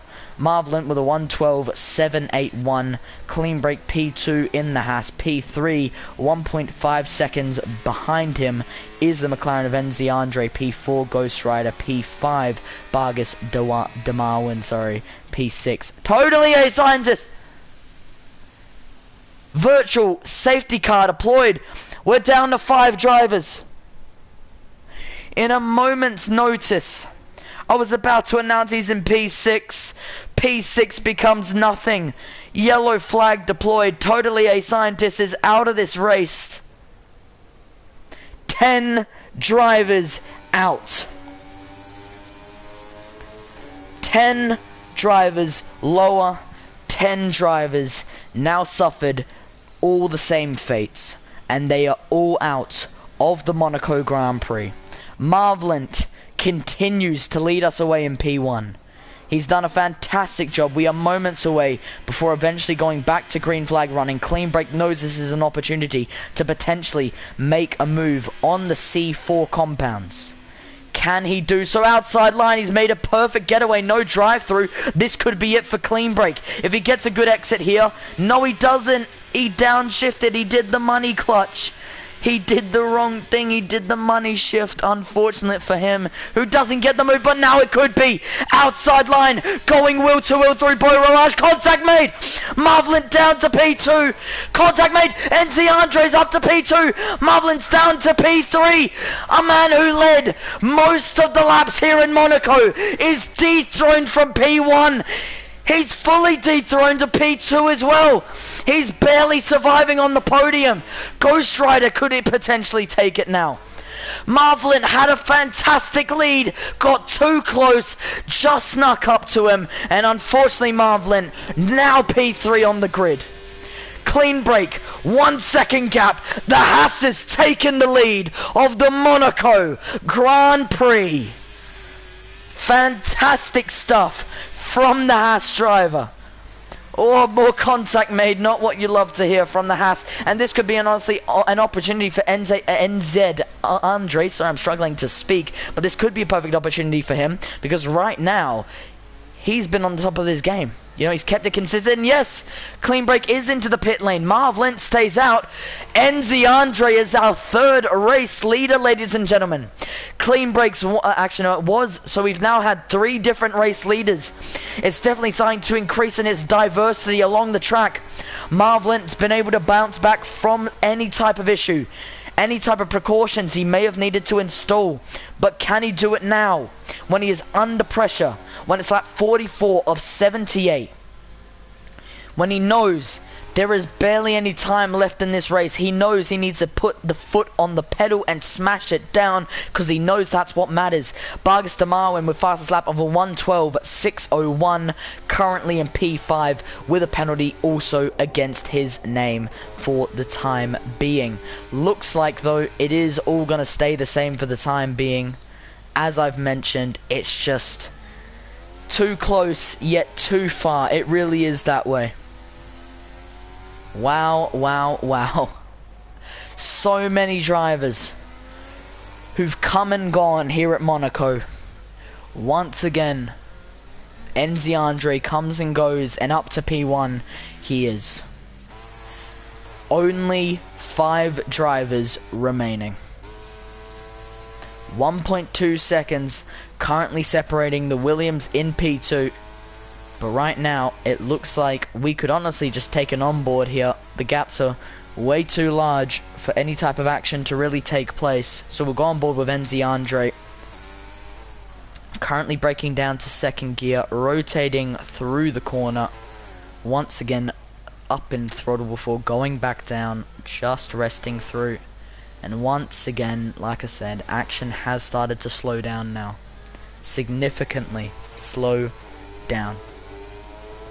And we wait with precaution, we wait with anticipation to see if any type of move could take place.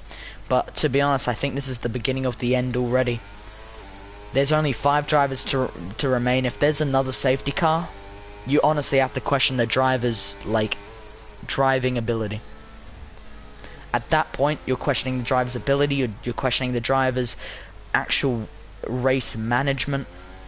If they can't keep it on a track and they can't keep it out of a barrier, then with only 5 drivers out on track, then you know it is simply their own fault, their own personal fault. Either way, lap 46 of 78, not much going on. It really has just quietened a lot. The fans bored, knowing that there is no further action to really take place here in this Grand Prix. Clean break with the fastest lap of a 1:11.629. Let's see how he's doing at the moment. He's currently with a 17.484. Let's see if these soft compounds are giving him the helping hand that he probably needs in this race. Just currently seething through, just weaving through the field, seeing if he could get an opportunity to try and cut down some time. Well, he was 17.4, he's now 16.9, so he is finding that time. But will his tyres be burnt out by the time he catches up? Will he even catch up, or will his tyres burn out, which stops him from catching up? 1.6 seconds behind. Marvlin's trying to give it his all, but has he already given it his all? He's led nearly 46 laps of action, probably anywhere between 44 to 43 laps in total. And now, unfortunately, because of the fact that Andre just took the most of a situation that really had nothing to do with Marvlin. I mean, clean break just snuck it too close to the rear tyre. However you may look at it, Marvlin is on the disadvantage. Andre is on the advantage. Lap 47 of 78. I'd like to say there is more action to comment on, but for the time being, it is all calm in the paddock, all calm around the track.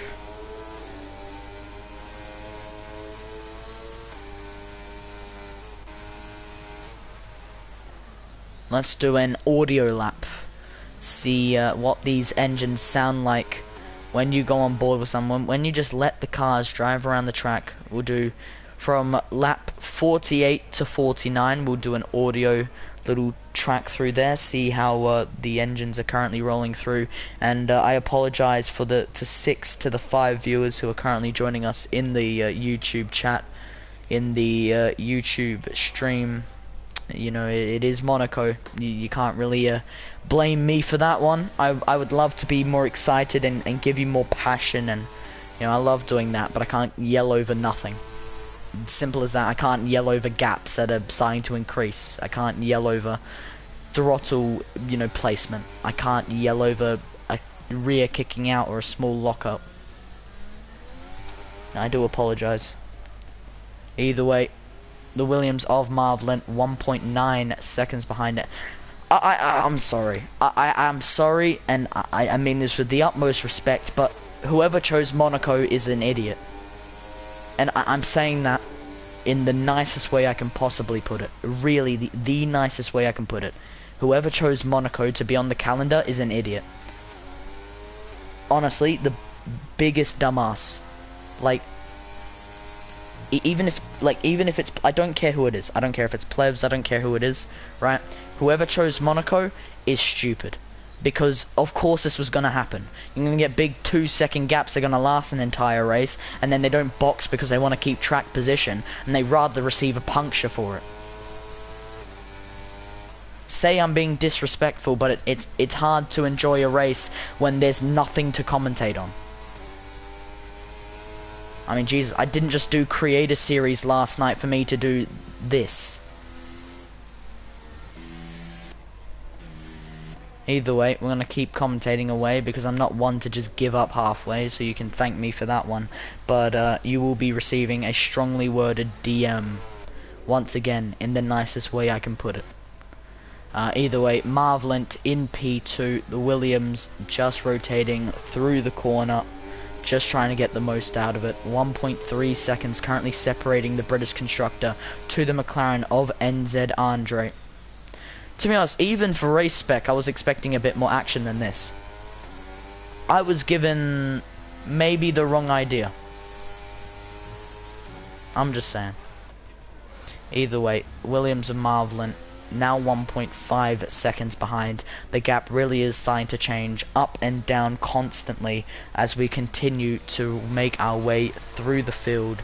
Slowly, I'd say at the same time. It isn't of great speed.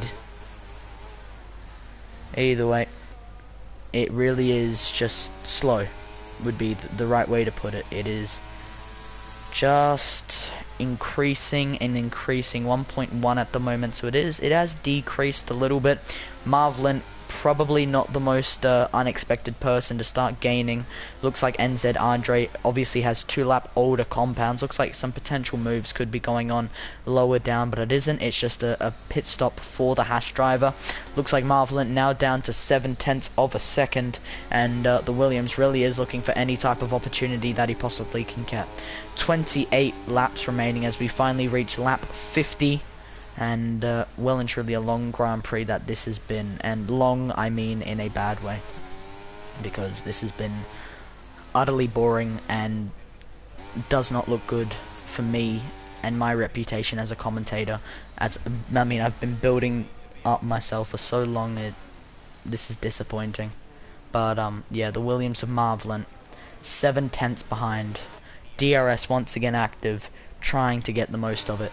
Now you can see the slipstream once again on, just really trying to push it to its limits, but nothing really working out.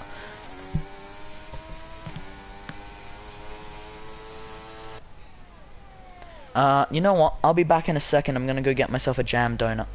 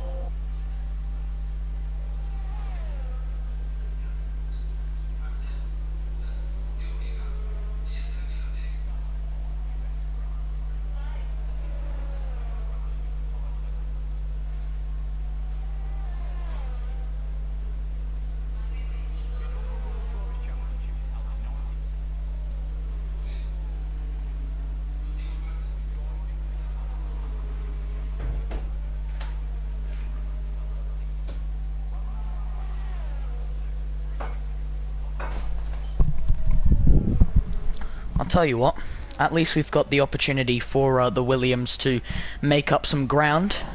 Only 0.2 away. ERS is flashing away on the rear light of the McLaren. NZ Andre could be starting to struggle. It would make sense. 2 lap older medium compound still could result in worse driving. Either way, Marvlint currently in P2, trying to rotate quicker out of the exit of turn 6 at the hairpin. More than what? Old mate, yeah. No, but you know what? No, what do you want me to say? I'm off to get a jam donut because there's no action. Down the inside, contact made. The Williams and McLaren now go spinning. NZ Andre now up to P1 as he continues to fight away. Marvlint on an attempt to try and take the lead. Now down to P3. Ghost Rider up to P2. No, but listen. Like I said, call it disrespect it, call it however you may want, but how am I supposed to commentate when the gaps are 2 seconds separated, there's no racing, there's nothing for me to commentate? So yes, I did get myself a jam donut, and yes, it will be nice, because it's more than what's happening in this race. The jam donut puts a bigger smile on my face than this.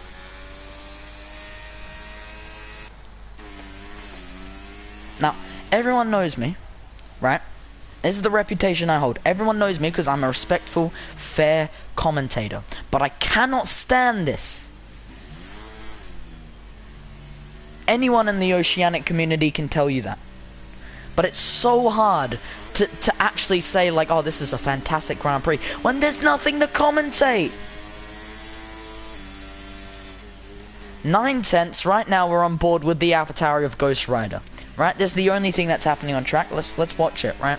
AlphaTauri, 1.1 seconds. NZ Andre's done a fantastic job defending from, I mean, maybe not defending perfectly. He did make contact with the Williams of Marv Lint, but right now NZ Andre is still in P1, though should have probably given up position when Marv Lint went for the send. Either way, Ghost Rider now has DRS against the McLaren. Still nothing really coming into action. But you know what? This proves my point. I went and got a jam donut. I come back, no overtakes were made. I hope this isn't what it's like as the Elite Series once we get racing again. And I hope Monaco isn't on the calendar. For Race Spec's sake. Not my sake, for Race Spec's sake. Either way, the AlphaTauri of Ghost Rider, 5/10.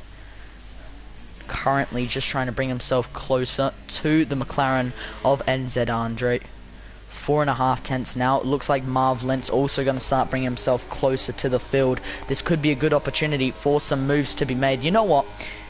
I'm not enjoying myself, but you know, I will do it for the sake of the viewers, and I won't be selfish here, so I will be exciting. Looks like the Williams of Marv Lint really starting to bring himself closer now. Really starting to reach towards the rear diffuser of the AlphaTauri. 3/10 separating, 8/10 separating P1 to P2. Can the Williams, after what has been attempt after attempt to get back into P1, can he finally make it? No, he comes into the pit lane. Too much degradation. And unfortunately for Marv Lint, it's not worked in his favor. Ghost Rider now 4/10 away from the McLaren, as now Marv Lint continues to fall further down. The Alpine of Vargas de Marwin also will now fall further down. Sorry, Marv Lint will fall further down as Vargas de Marwin goes upwards in a position because of the fact that Marv Lint came into the pit lane. The Haas driver of Clean Break will now come out. Oh, too close for comfort. Will now come out at P4. And NZ Andre continues to try and lead away in P1. NZ obviously staying for New Zealand and Andre being his name, but 3/10 currently separating as they go into turn 9 in tunnel. See, if we had 11, 12 drivers, we only had a couple of crashes, not too bad. And even though this is Monaco, this is tragic. This is no longer just Monaco, this is just sad.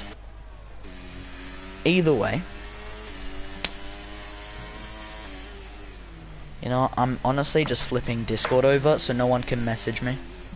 Like, either way, Ghost Rider currently in P2, 6/10 separating him and NZ Andre in P1. DRS trying to go all the way for a move, but way too far away, 4.5 as they go into turn 1 of Saint Devote, going uphill in elevation towards both turn 2 and then eventually turn 3, so you already passed Beau Rivage and then Messiah, I forgot what it was called again. Then you have Casino at turn 4, going downhill towards turn 5 and just trying to keep it all together before eventually breaking once again, just trying to sneak it in. Now the AlphaTauri would try and sneak it in.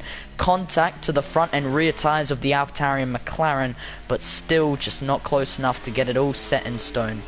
I'm gonna eat my jam donut. Oh, maybe a potential move. Oh my god, are we finally going to see something? More contact to the rear diffuser. He does send it down the inside. Way too late on the brakes. Ghost Rider picks up a 3-second time penalty. And it was looking so good for him. Let's have a quick look at how penalties are looking here, just so everyone has a clear idea. It is 3 seconds for both NZ Andre and Ghost Rider. So imagine, if Ghost Rider decided, no, let's not pick up a 3-second penalty. If Ghost Rider never did, then Ghost Rider would have won this race most likely, because he would have stayed inside that, you know, DRS zone. He would have stayed near him, using the toe and the slipstream towards his advantage, and the dirty air against clean air would have been good.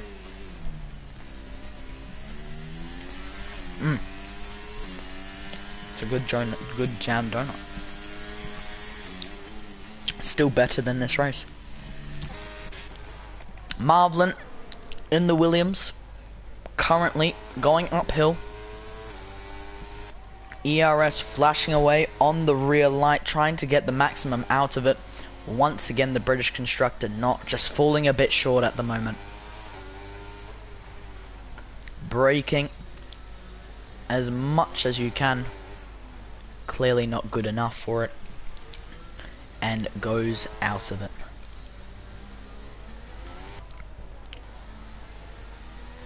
Once again out of the exit of turn 8. Now going into turn 9 through the tunnel. ERS on, using the slipstream and toe towards his advantage. Braking just a little too late. Needs to back out of it.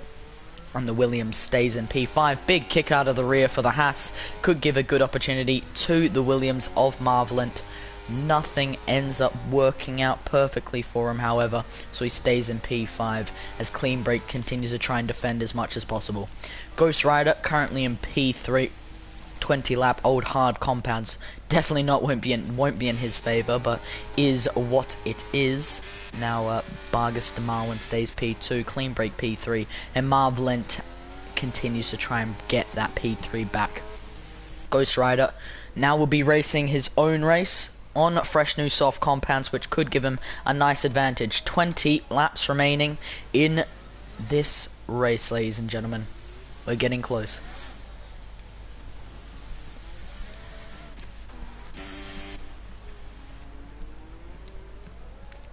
Marvelant just out of the exit of what would have been happen. Now through into the next corner, now going into turn 9 of tunnel. That little kink just there. Now have a look at the ERS flashing away on the Haas outside line. Marvelant does send it, making a move going into turn 10 and 11 chicane. And now done and dusted. Williams now will continue through swimming pool chicane. Once again, just making the most of it and doing the best job that he possibly can. DRS now active, getting the slipstream and extra downforce that he possibly can. Still not close enough to get it all set in stone. And will stay in P4 for the time being.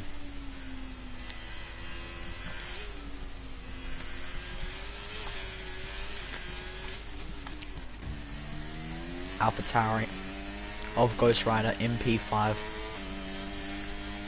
16.6 seconds down. Seems like it's actually having the opposite effect on those soft compounds. Instead of gaining time, he's losing time.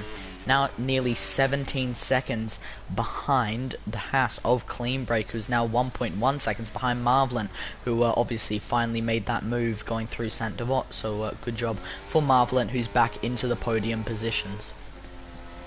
Also, the only driver left on the field to not to receive a penalty. However, because of Marvelant having some clean air, and also because now Bags de Marwin is going to take the lead, because NZ Andre is actually going to come into the pit lane, Marv only has one position he needs to do, and right now he's only 4 tenths away from actually virtually being in P1. Lap 60 of 78, only 18 laps remaining in this Grand Prix, and I'll tell you what, the action is starting to tighten slightly. NZ Andre out of it, now falls down to P5 as Ghost Rider will come out of Saint Devot in P4, and that gap will continue to increase.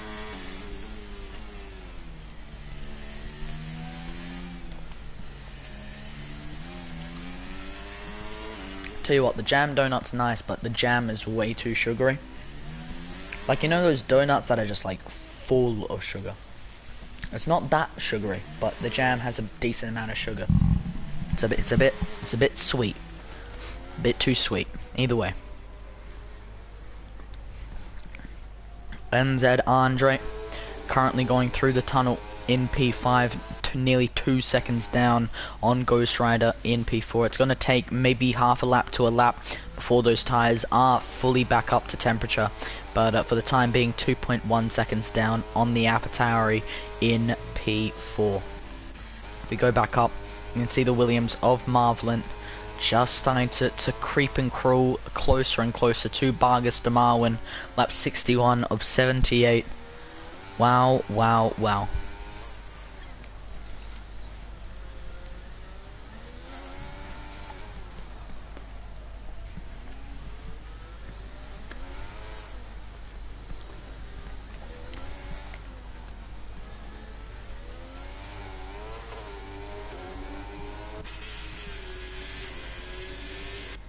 One second, and it seems that advantage of new tires finally coming to effect for NZ Andre on those soft compounds. Finally, he starts to see some advantage from it. Right now, rotating through the corner, still trying to get the absolute maximum from it. Doesn't look like it will be enough to be its maximum. NZ Andre still behind. A man who was P1 had to come into the pit lane. NZ lost the lead, and now NZ is in last place. Vargas de Marwin realistically could win this race. 21 laps on the medium compounds. It is very, very difficult for him to do so, but all it would take is a Daniel Ricciardo situation. Remember, he was only stuck in 6th gear and he still won the race. This man has all 8 gears, he just has worse tires. What's your pick? Newer tires or 6th gear? Pardon me. Either way, a big kick out for the Alpine of Vargas de Marwin, but he is defending with all his hope. Now on the inside line, is he going to send it? Yes, he is going to be late on the brakes. Oh, contact there, front wing damage for the Williams from Marvlin, as Vargas de Marwin will now retake the lead of the race. Fortunately, just not enough movement around for him to make the move stick in stone. The Haas of clean break. Oh, just kicking out once again, not close enough. Now rotating through. DRS will be active. Back into the pit lane goes Marvlin. Alpine of Vargas de Marwin still just... You know, I was actually clicking down to see how the rest of the field was doing. I realised there's only 5 drivers. This is the entirety of the field. It's kind of depressing. Either way. Marvlin clearly getting his front wing change. You can now see green light waves, and you can see him now pulling away from the pit lane. NZ Andre is actually going to take this with both hands. He's actually on 3-lap old soft compounds. Marvlin will be on fresh new soft compounds, but difference between 3 laps and 0 laps might not be significant enough, and this could be a very good opportunity for NZ Andre to pick up a very deserved win. I mean, all drivers deserve the win. All drivers that decide not to crash and make the commentary session very boring deserves it.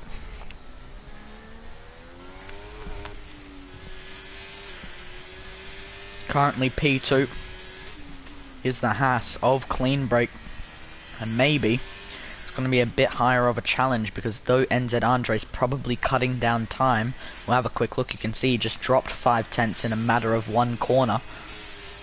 Clean break could also get the advantage of being ahead of Vargas de Marwin, which is probably what NZ Andre wants anyway, because it means that it brings them closer together because they're fighting away, stopping a huge gap from forming.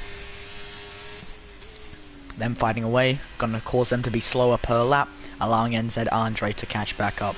15.4 seconds on lap 64 of 78. There is 14 laps remaining in this Grand Prix.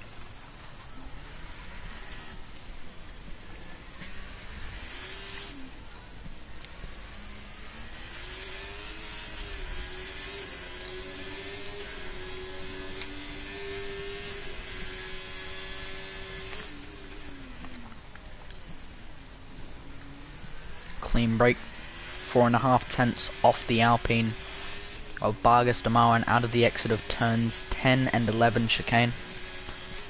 Trying to bring himself closer now, going through swimming pool chicane on the exit, makes slight contact with the barrier, but still just close. Not close enough, but close. DRS again on, but just sneaks away from him each time. Keep getting the same stuff each lap. It's like Haas gains a couple tenths, brings himself closer, makes the move. Vargas de Marwin is out. Not fully out, but he's not in the session. I'll make sure to re-invite him, but I don't even think I have him added. I don't think I actually can. We'll quickly try, but the Haas has now taken the lead of the race. If he's not here, I don't have him, unfortunately. I don't. Unfortunately, there's nothing I can do. Vargas de Marwin is now, unfortunately, going to be in P2 until someone re-invites him. He's stuck as a ghost, and now Clean Break does get the clean break he needed. Pun after pun with that username. NZ Andre's down to 13.3 seconds, but on lap 65 of 78, it's not going to be good enough. 13 laps remaining.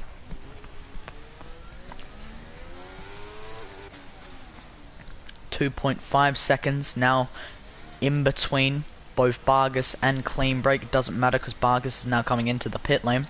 NZ Andre is now going to move up to P2, and this is it, ladies and gentlemen. The hunter becomes the hunted, and NZ Andre only has one goal in mind and one goal he can achieve, and that is P1. Marv, not that far behind, 2.6 seconds. He is quicker around this track, and it is just simply that easy to explain. But Andre will still have the advantage at this current time. Can Marv catch NZ Andre and Clean Break, or will NZ Andre catch Clean Break? Will Clean Break end up winning? He's just too far ahead. This is going to be interesting.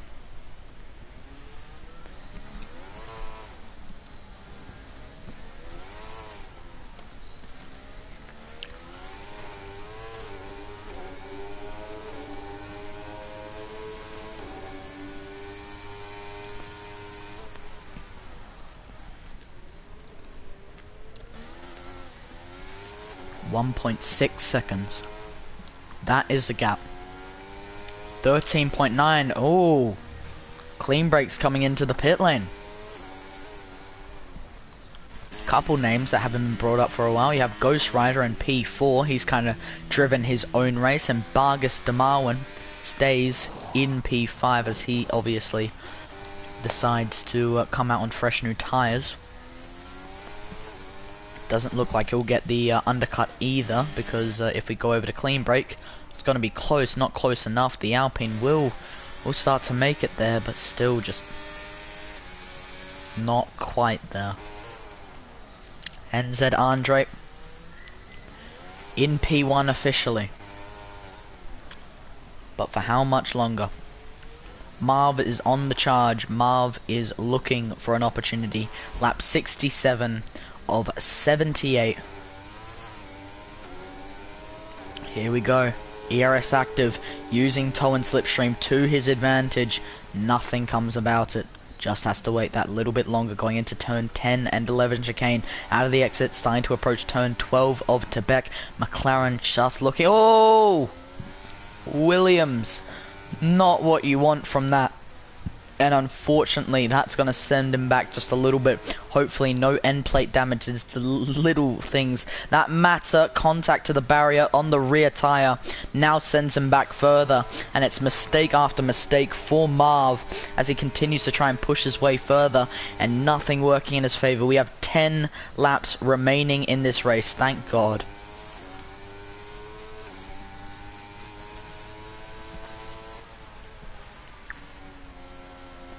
The Williams of Marv, 3 seconds behind Andre. Breaking in, down the first gear, rotating, just trying his best. Clean Break up to P3. He was leading this race for a period of time, but did come into the pit lane on fresh new compounds and could be a dark horse in this race, to be fair. He could come back at him. There is any opportunity of doing so, but unfortunately does have a penalty against his name as well, so we need to keep note of that. 2.7 seconds, 2.8 seconds is now the gap between Marv and Andre. Like I said, the degradation of 3 laps is not great enough. And looks like Vargas de Marwin, obviously currently an AI is driving him. We've finally been sent in a friend request by him, so now we can re-invite him. go down. We'll make sure we get this guy added.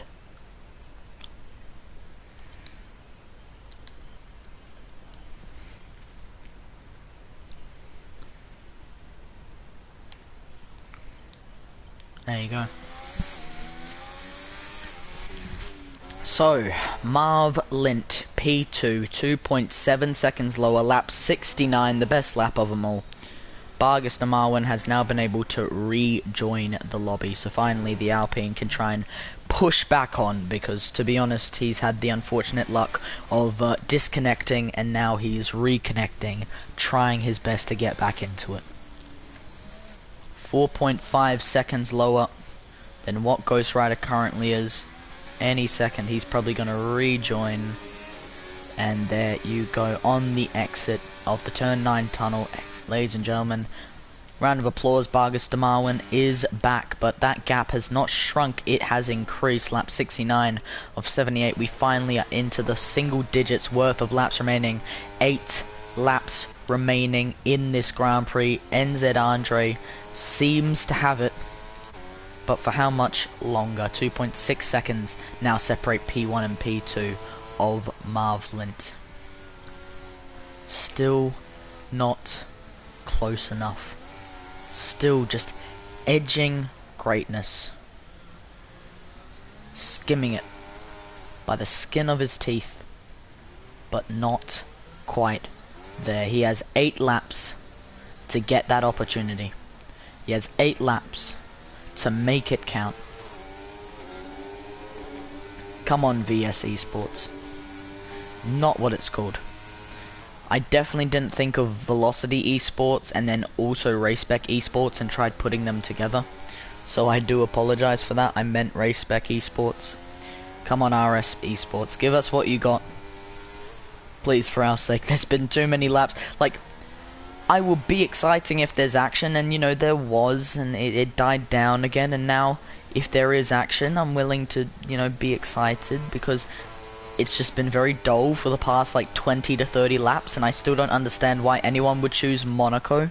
The thing is, I don't have beef with anyone, and I don't want to have beef with anyone, but I can't just commentate like there's nothing wrong. And I'm not just gonna say it after, because otherwise it won't be brought up. See, the best way to make a point is by shouting it, right? I'm not gonna shout it, but this is almost an exclamation by saying it on stream instead of just a DM. You shouldn't have chosen Monaco, because it was a stupid decision, because now for 20 to 30 laps there was no action. There could be potential action with 7 laps remaining. 2.3 seconds currently separate both Marv and Andre, and apart from that, and apart from Ghost Rider currently being 3 roughly tenths off Vargas de Marwin, which would now become 31 seconds because he's now come out of the pit lane, it just isn't good enough. And to be honest, I understand why people love Monaco. If you're gonna do Monaco, stick it to 50%. Trust me, I did create a series for 50% F2 race, and I did, you know, there was a sprint race, there was an OSQ, and there was a feature race, right, using the F2 cars. It was fantastic. The action was amazing.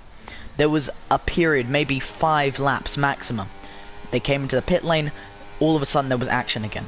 Monaco at a 50% race distance is fantastic. Monaco at 100% race distance, you wonder why in real life people start sleeping.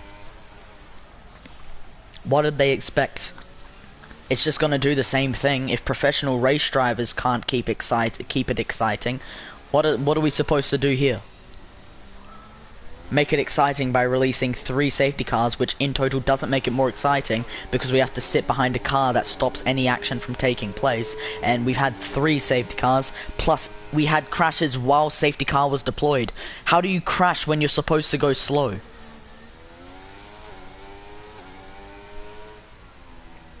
Anyway, Marv 2.5, now 2.6 seconds off NZ Andre in P1.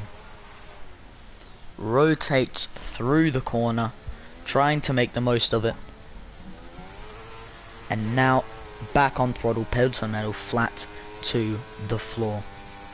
Lap 73 of 78. We're into the final 5 laps of action, but what I can say is it's looking like it's gonna go in NZ Andre's favor. Marv not close enough to make it the move count. And right now, unless he is miraculously able to make up 3 seconds, this is gonna go in the favor of the British constructor of McLaren. Right now it's Britain versus Britain. It's McLaren versus Williams. But only one will come out on top. And what I can tell you right now, it is going to be in the favor of NZ Andre. Going into the braking zone now, turn 10 and 11, chicane down to 2.4 seconds. This is normally where Williams remakes up the time. Through to Beck at turn 12, looks like a bad downshift there. You could hear the clutch scraping away with the gears. Either way, keeping it all together, 2.8 seconds, oh dear. And we're down to 4, oh my god. So, we are down to 4 drivers, however, we have a safety car. This is gonna get interesting. Clean brakes in the pit lane. Marv is in the pit lane. Andre stays out. It was. I mean, even if he wanted to come into the pits, it's too late for him. Andre in the pits. Marv P2. P3 will be clean brake. Vargas comes in. Andre, who looks so good for the win. In a miraculous turn of events, Ghost Rider does make contact with the barrier. Safety car is deployed, which will only slow down things even more, but then we're going to get an exciting bit of action here, ladies and gentlemen. This is only going to be out for a maximum 1 to 2 laps of safety car because of the fact that we're nearly at the end of this race. Maximum it can be out for is maybe when there's 3 laps remaining. Marv will catch back up on fresh new soft compounds. Clean brake will catch back up on fresh new soft compounds. Vargas will catch back up on fresh new soft compounds. This is like a soft reset for a lot of these drivers. I wouldn't say all of these are fresh. I think some of them will be degraded. There could be some bits and pieces of rubber still degraded from previous runs. So they're not fresh. They're not brand new.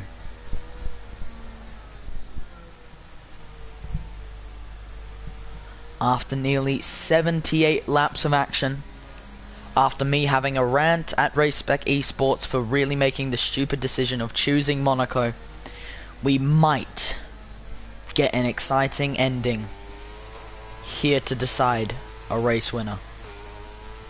Andre has led a long stint. Marv even longer, nearly 43 laps led. Andre took over. Marv has not touched that P1 position in a minute, and finally he could get the opportunity to be once again on the top step of the podium. A gift has been given, and the gift needs to be opened. If it isn't opened, it will be opened by Andre, and Marv will only see failure for his own name.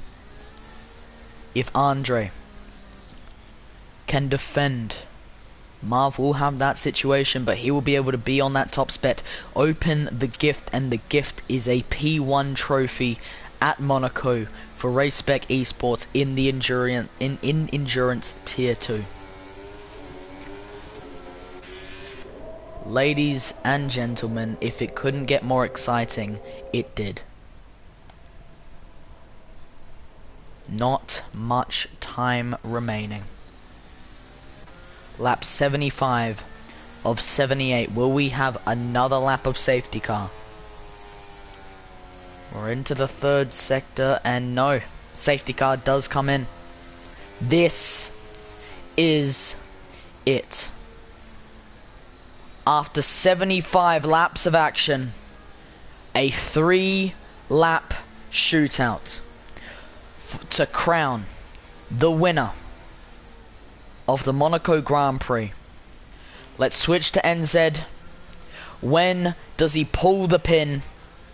He pulls it now. Full throttle Flat to the floor, pedal to the metal. It's green flag running here in Monaco. The Williams of Marv looking for any opportunity. Can he get it done? No, he can't. Now getting the slipstream and toe that he definitely needs right in this moment. 3 laps to get it done. Lap 76, 3 laps including this one. Have a look at the rotation.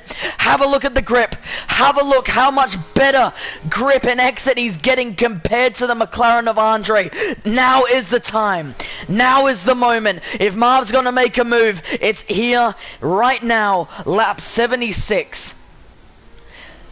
Track position is everything. Making moves early is everything. Monaco is not for the faint of heart, and it's not about patience. It's about getting it done. Have a look at the Williams on the inside line. No, he doesn't. He backs out of it. Waiting and waiting and waiting. We know he's going to risk it all because he knows he's finally got the opportunity once again.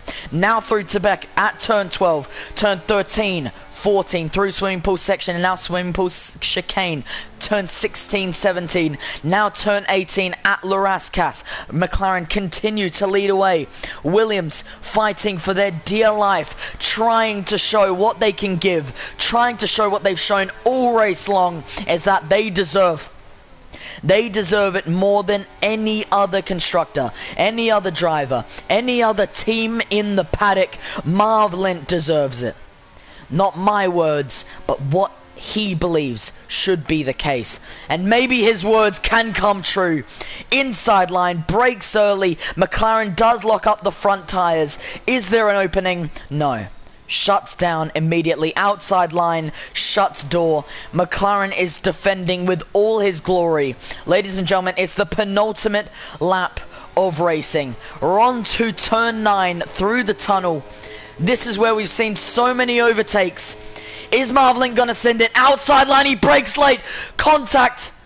McLaren's in the barrier. McLaren's out. Andre's not even gonna finish. Marv is out. We're down to 2 drivers. We're gonna have a completely different finish.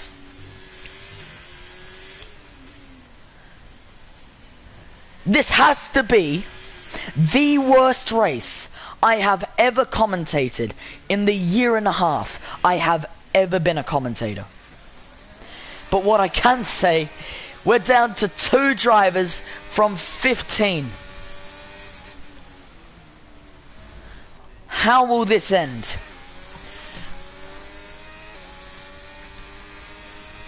Bro, this race, I mean, you're telling me, Daniel. You're telling me, how am I supposed... And now inside line, Alpine's gonna fight it against the Haas, using all his strength, makes contact. Vargas could win this. The Haas of clean break comes back at him. They're stopped at the hairpin. They are stopped at the hairpin. They've got going once again. I don't care what anyone says to me or if I've been disrespectful. This has been the worst race I have ever commentated. And it's funny because I had one of my best races literally yesterday. Last night. The Haas wiggles around. You know, I'm not even going to commemorate a winner here because they don't... This isn't a deserved win. Technically, it should have been Marv because Andre was sent into the barrier, but Marv decided to retire because obviously he didn't think that was deserved. Alpine's going to come around the final corner and Vargas is going to win the Monaco Grand Prix. But by far, without any doubt in my mind, this has been the worst Grand Prix I have ever commentated. We don't even have 3 drivers to interview for the podium because there isn't a podium. We're not doing interviews because there isn't enough drivers to interview.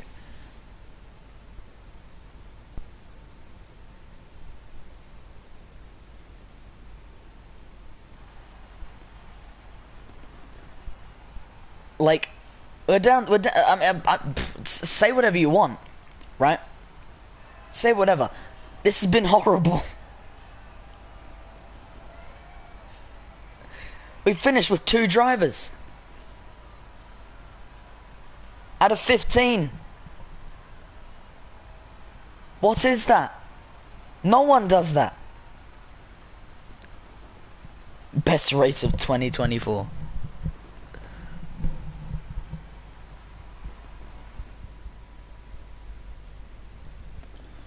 I probably did comment. To be fair, right? I've talked a lot of shit today. I'll give you the benefit of the doubt, and I will say that it's probably because it's Monaco. But my God, 13 drivers retired.